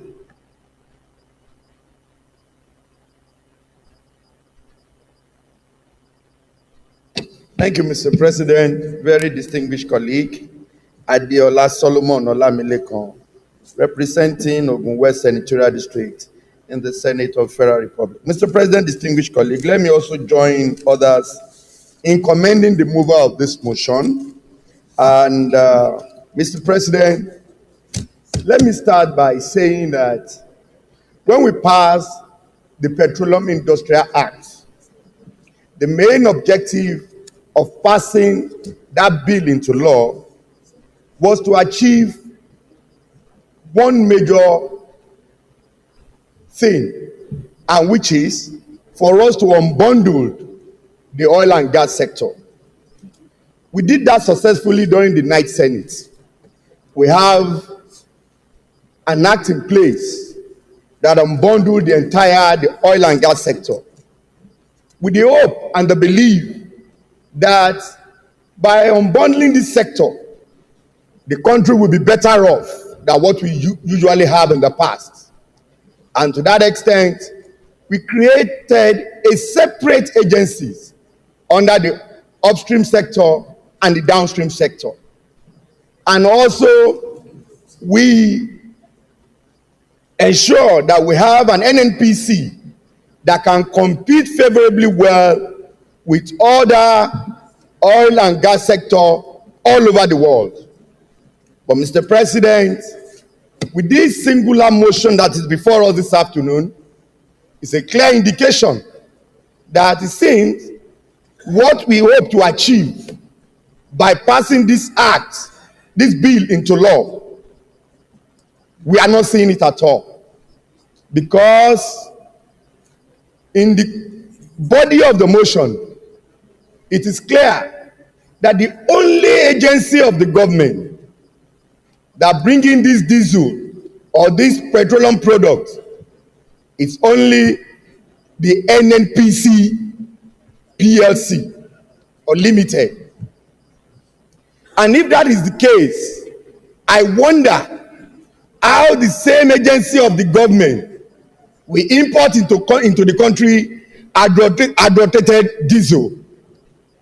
So this is a very serious allegation that I strongly believe demands a very, very strong committee and investigation to look into it.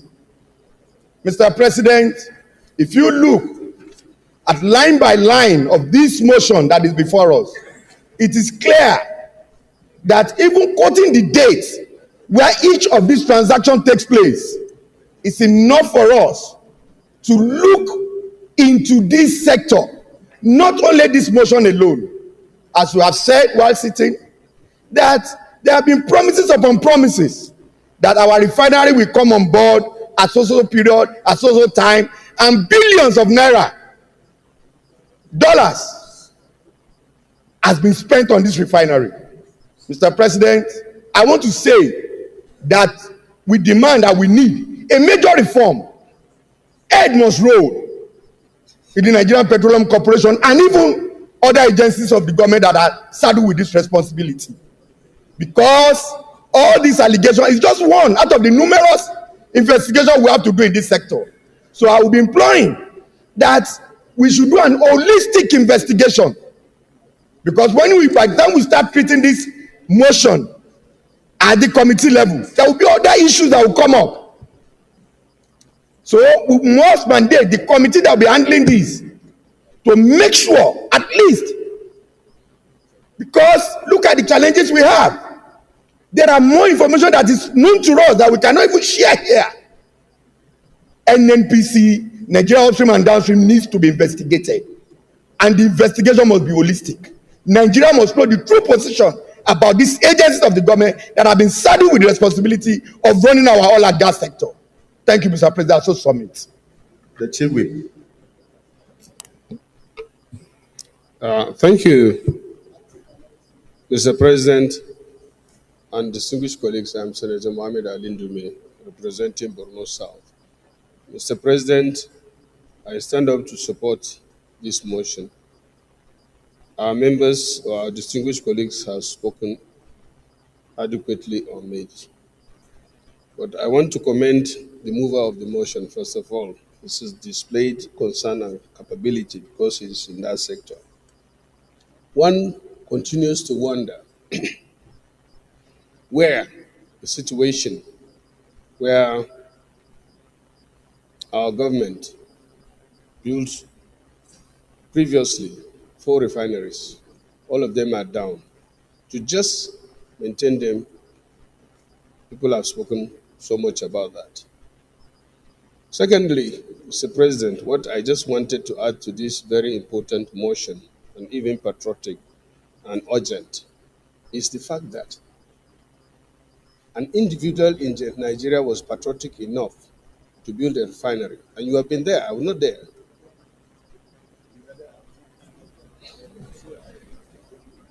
I was not there.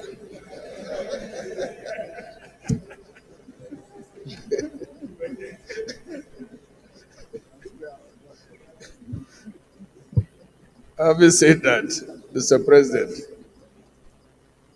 he complained that if he had known that he would go through what he has gone through, he wouldn't have started that patriotic and giant project. Yet, he said he's not the person that gives up. He clearly said that the IOCs are frustrating his efforts. Last week or so, fire caught part of the refinery. But fortunately, it has not affected the refinery so much. But coming back to my question. Point of order. Point of order. Thank you, Mr. President. Very distinguished colleagues. I rise to move pursuant to Order 8 of 3 of our rules for extension of time to enable us to sit beyond 2 p.m. so that we can take care of more of the things we have on the other paper. I so move, Mr. President. Emergency Minority Leader. Thank you, Mr. President. I, Senator Victor Umede, Acting Minority Leader, I hereby rise to second the motion by the Majority Leader that we do extend our time beyond 2 p.m. to be able to consider the remaining items on the other paper. I so support.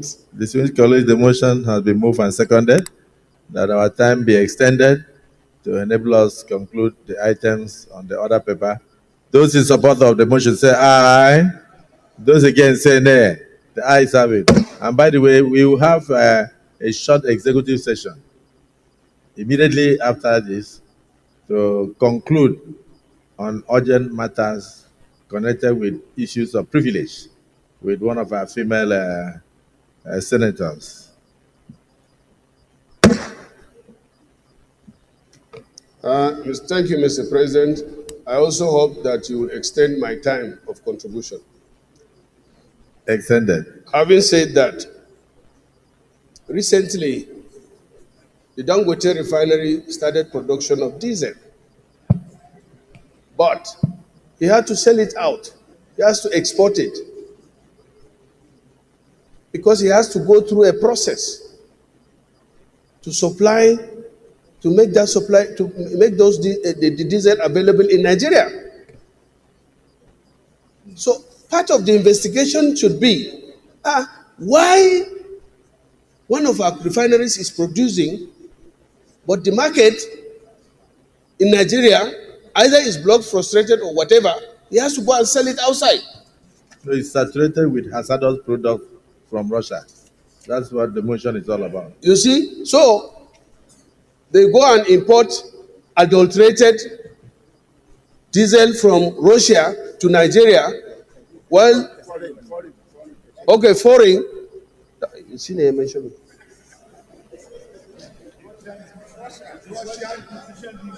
Eh? Russian diesel. So she is a Russian category.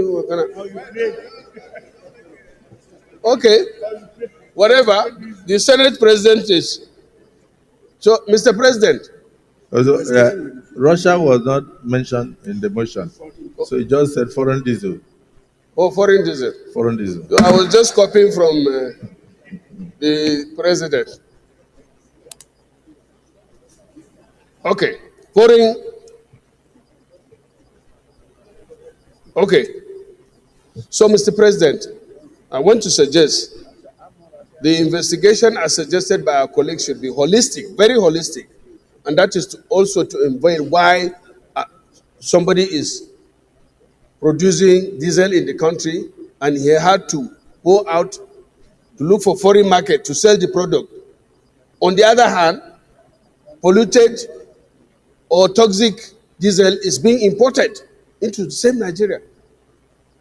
These are questions that the committee should actually find out, investigate, and as my chairman suggested, those involved should actually be brought to book so that this kind of thing that is going in and killing our country should not repeat itself.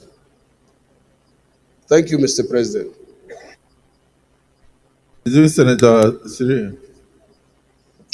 Thank you for the recognition, Mr. President. Distinguished colleagues, I have gone through this motion, and paragraph 3 of this motion showed that the mover of this motion has given us all the information, activity to activity, date by date. The implication of this motion, especially in paragraph 3, is that it will definitely assist in real time the ad hoc committee that will be constituted. Mr. President, distinguished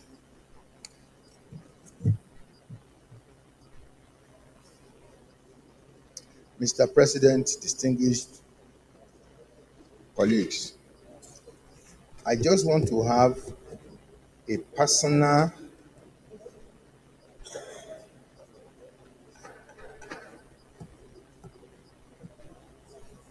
I just want to beg you personally that everything that the constituted ad hoc committee will require that will enable us get to the root of this unwholesome activity, that you must give all the necessary support to it, sir.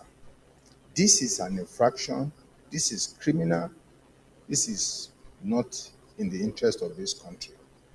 And I beg you, and I beg you, and I beg you, we must see to the end of this infraction and this unwholesome activity, so that it will be a deterrent and it will teach others a major lesson.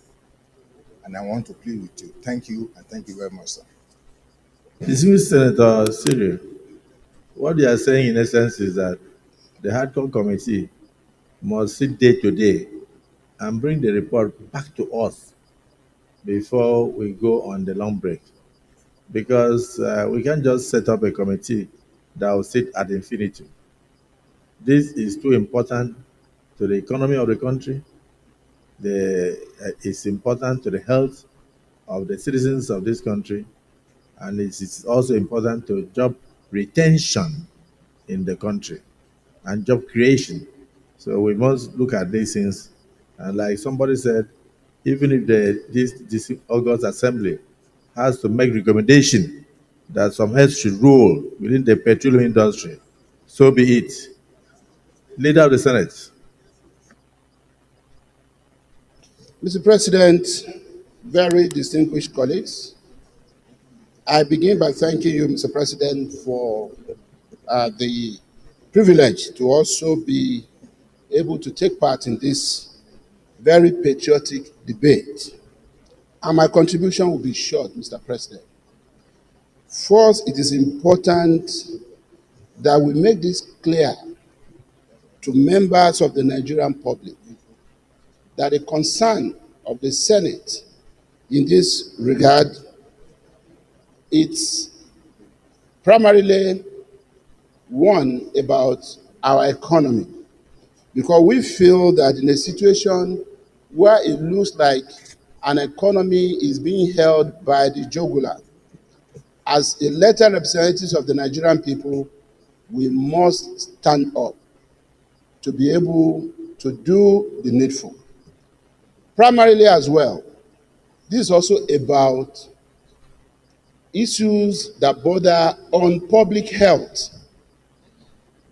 When hazardous petroleum products are imported into a country, diesel, jet fuel and all that. It has three significant implications. One,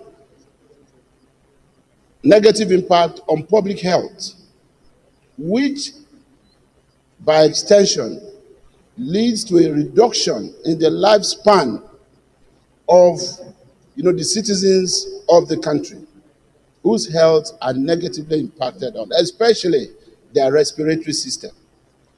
Number two, it also has significant impact on the environment. Number three, Mr. President, it's also about protection of properties. People struggle to save money to buy their cars. Some even buy these cars with bank loan.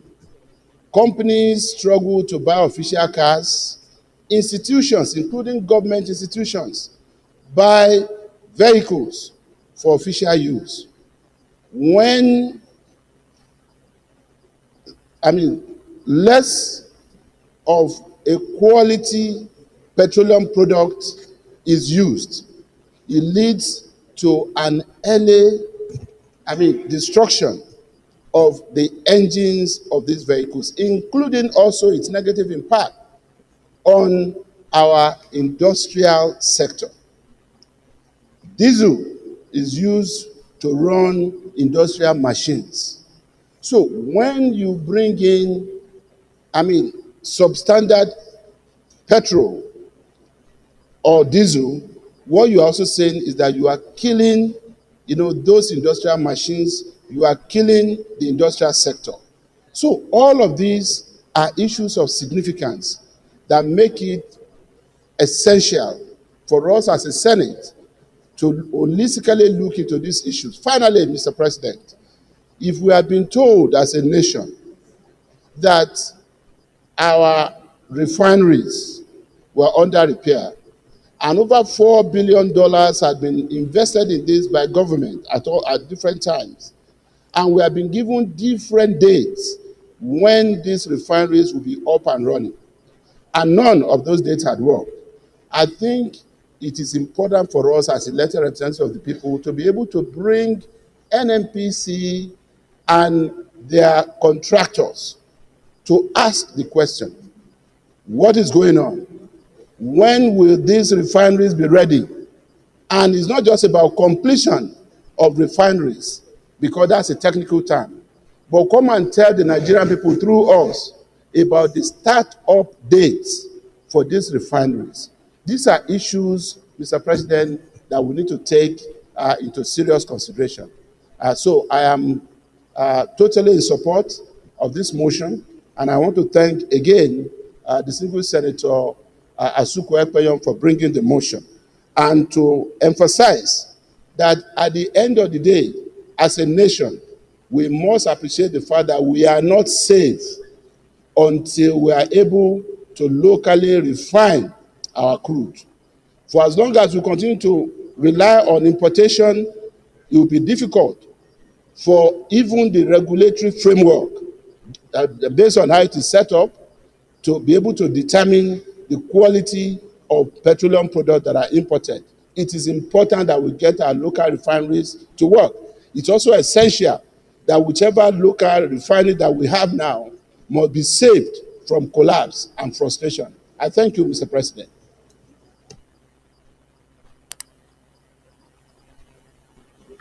Unless there is any person opposed to this motion, any opposition to this motion, so we go into the prayers.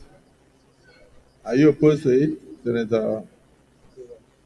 No, the contributions are inside the paper. Huh? Okay, go ahead. Thank you, Mr. President, for this opportunity. My name is Mohammed Sani Musa, Niger East Senatorial District. Mr. President, my distinguished colleagues, the issue of oil and gas in this country is something that we should not just take as business as usual. There are quite a lot of issues in this industry. And oil today has been the of our economy. Virtually every sector, when you looked at it, what happens in that industry has a lot of implication on the others. Today, you can see the spite of cancer in this country is to do with the pollution we have in this country. The pollution is too high. Notwithstanding that, if we looked at the PIA itself, the Petroleum Industry Act itself, Mr. President, there is need for the National Assembly to take and have another look at that act. The powers arrogated to somebody is enormous, that a lot of things are not going right. If we have unbundled NNPC, then some people should be held responsible for not doing what they're supposed to do. But we have unbundled NNPC, but also at the same time tie their hands and they cannot do anything. We have somebody that has been very courageous, just as the deputy leader said. Dangote established a refinery, and which is almost the biggest refinery today in the world. Nobody is encouraging him. Nothing is being done to encourage him. He has to go to the United States to buy crude oil. Our Nigerian crude oil is one of the best when it is refined. We have so many things in it. He will pay for this crude oil. He will not even get it as at when he wanted it. So what are we doing to ourselves? And we keep importing something that will kill us for the sake that few people want to make more money. So, Mr. President, my view is that it's not only to checkmate what is happening as by the importation of oil in this country, fuel in this country, but we should look at the PIA itself. We are past the PIA. Can we now tell Nigerians that, or can NNPC tell us that we have had more than $300 million investment in this country from the time that we have enacted that law to now? When a country like Gabon, Angola are having investments coming in, even Ghana here, for over $12 billion, and nothing is coming to Nigeria. I think there is need for us to look at the PIA, make the necessary review if we want our oil and gas industry to blossom. Thank you, Mr. President. That last contribution aligns with my thoughts. If the intention of unbundling the NNPC was to bring in more investment, then we have failed. I think what has happened is that even the names now are confusing. You call it NMPVRA, whatever. The Nigerian public is totally confused. And what?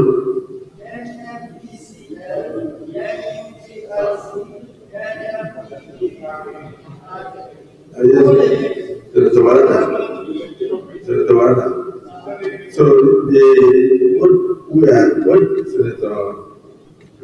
Senator Musa said is that even our neighboring country of Ghana gets over $10 billion to $12 billion worth of investment.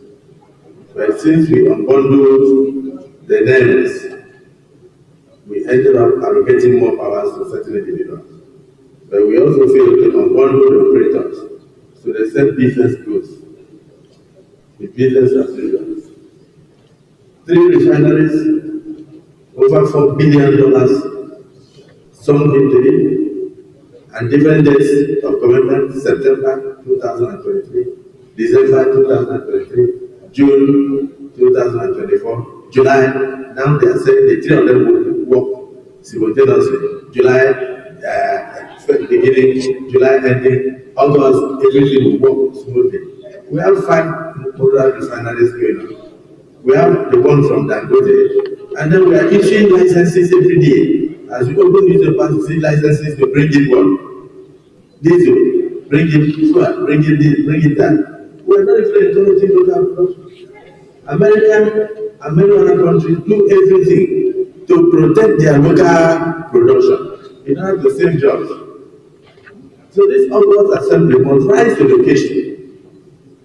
And I want to thank the mover of this motion and to agree with Senator Olamilekan that we may have to go into different aspects of this motion, not just doing this investigation alone, but we may have to go into even the issues of the act, the PIA. Because we must look back at the PIA. We have the right as a parliament. Don't we have the right? We have the right to look back and see whether the thing is working for us or not. The prayers.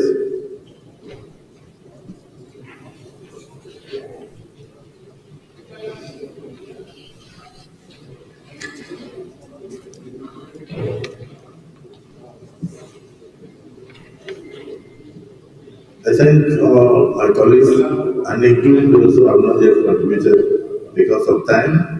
I thank you, and I know that you have the opportunity when the annual committee will be meeting to make your contributions. And please, I'll urge the annual committee to try to involve members of the public wherever they are sitting, and if they be, take their sitting slide so that Nigerians will know that this is not about wish hunting, but it's about improving the economy of this country and saving the jobs of Nigerians. Prayer 1. Examine the pre-shipment and pre-discharge standard parameters adopted by the Nigerian Midstream and Downstream Regulatory Authority with a view to uncovering loopholes, if any, exploited to get toxic cargoes into the Nigerian market. Those in support of prayer 1 say aye. Those against say nay. The ayes have it. Prayer 2. With the annual committee, determine the level of compliance of the NNPCL's direct sale and direct purchase TSDP arrangements in line with the provisions of the Petroleum Industry Act, including the extent of transparency and accountability in the scheme. Those in favor of prayer 2 say aye. Those against say nay. The ayes have it. Prayer 3. With the annual committee, beam searchlight, legislative searchlight on the activities of the Petroleum Equalization Fund, including payments made to transporters in the last 10 years. Those who support prayer 3 say aye. Those against say nay. The ayes have it. Prayer 4. Inquire with the annual committee from the NNPCL the state, the status of the 22 depots built by the NNPC in those days to pump petroleum products in order to eliminate route distribution of products across the country. What happened to those 22 depots? Those in support of prayer 4 say aye. Those against say nay. The ayes have it. Yes, but you can have it as additional prayer. Senator, but if it's something urgent, say so. The Senate President, thank you, Ambino Siaro. Actually, there's only one prayer to this motion. And all these other items are what? The terms of reference of the ad hoc committee. So there's just one prayer to set up the ad hoc committee. Thank you. Thank you. So, any second.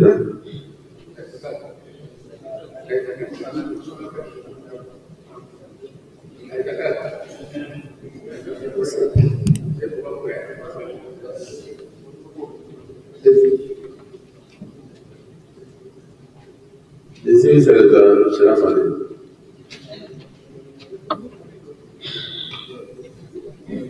Thank you, Mr. President. I rise to second the motion or the prayer moved by Senator Yunus to the extent that they are the one prayer that just set up the other committee and putting them. These prayers are stamped of reference. I do second, Mr. President. Thank you.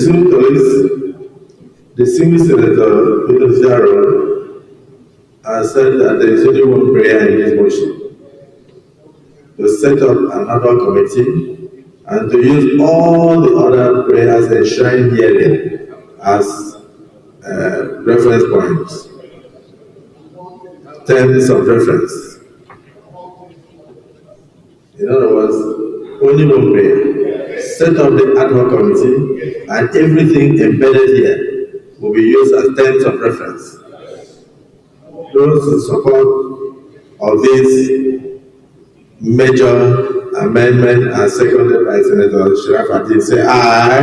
Aye. Those against say nay. The ayes have it.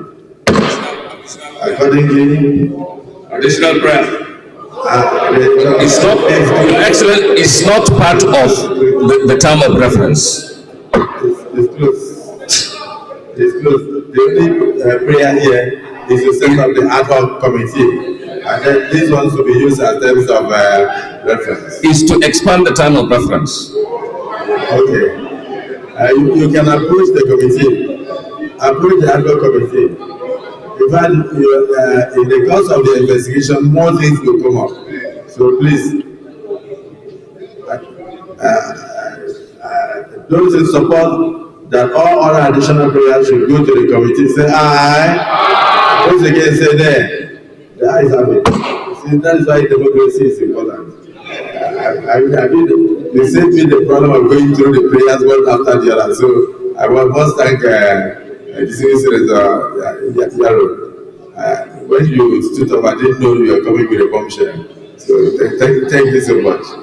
So let me say that because of the importance of this committee, not everybody can be there. I looked and I tried to see those who have a lot of reference to the petroleum industry. So I believe strongly that we should give this committee to the Senate leader to lead and to report back to us within the next 14 days at most. And you have to see, should it be more than that? We want it. Okay, so it seems that the chief whip says we should give them at least 3 weeks in order to do a very thorough job. Is it the view of the Senate that the annual committee should have 3 weeks to undertake its job? Those in support say aye. Those against say nay. The ayes have it. Okay, so the civil Senator Michael the chairman, the mover of the motion, the civil Senator Subo, he will be there. He may decide to make the secretary or otherwise. The civil Senator Abdullahi Yahya, our former leader, will be member. The legal icon, the civil Senator Mohammed Tahir Mogulu, will also be there. The civil Senator Olamilekon, Solomon Olamilekon, will be there because this has a lot to do with the revenue of the Federation, which is appropriate. The civil Senator Dike Plank will be there. The civil Senator Ipalego Banego will be there. We don't have too many women, so we must have a woman there. And they are very responsible women. So you have to be there to represent the 10th Senate. The civil Senator Kabir Mustafa, a very serious-minded person, you have to be there. The civil Senator Adam Oshomole, you have to be there. You know, not as a former labor leader, but as a distinguished patriot who loves the country and who knows that yes, what needs to be done was done well. So we would like to have your input in the committee. The civil Senator, the chairman of the petroleum downstream will be a member. The chairman of the petroleum upstream will also be a member. The civil Senator Adejukumbo Abiru will also be a member. distinguished Senator Izunaso Osita. Izunaso will be a member. Distinguished Senator Sahabi Yao, he'll be a member. And of course, distinguished Senator Nengi, he will have to be a member of this committee. So it's almost like a 15-man committee to unravel these issues. Point of order.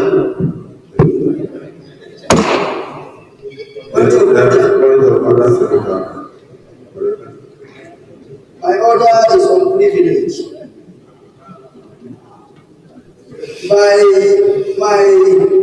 By virtue of the fact that I'm privileged to be chairman of the account committee of the Senate, I should be a member of this committee. Yes. Your point of order is noted, and the chairman of the committee is directed to call as many senators as possible if, in your opinion and the opinion of the committee, they will assist in unraveling the situations we are going to. Yes.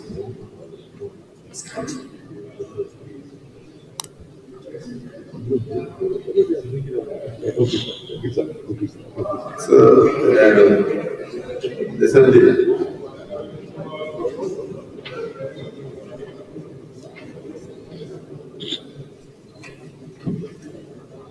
Point of order, Mr. President.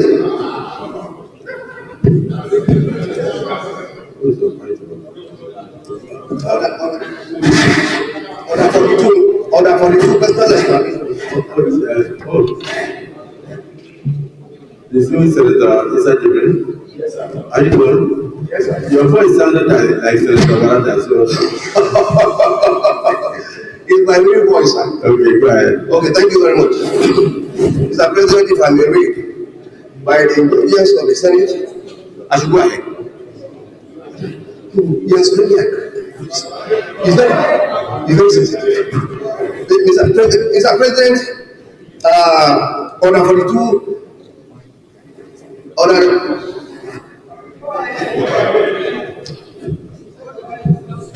Okay, Mr.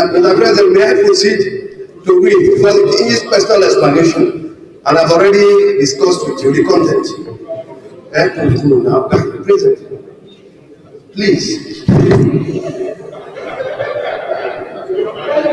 Okay. Order 42, request for extension of time to complete the ad hoc committee report on the Ways and Means and Anchor Borrower program. Recall that the Senate. Please, the only issue left now is the issue of privilege. So, on the other, on the personal explanation, you can actually put it tomorrow during our session. Thank you, Mr. President. It's okay. Thank you.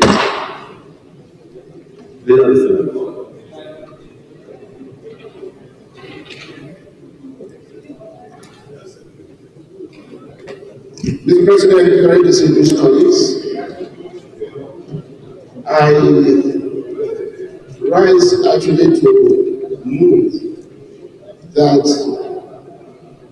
the Senate at this time do go into a closed-door session to enable us deal with a very vital matter of privilege concerning us as distinguished senators. I so move, Mr. President. Minority Leader.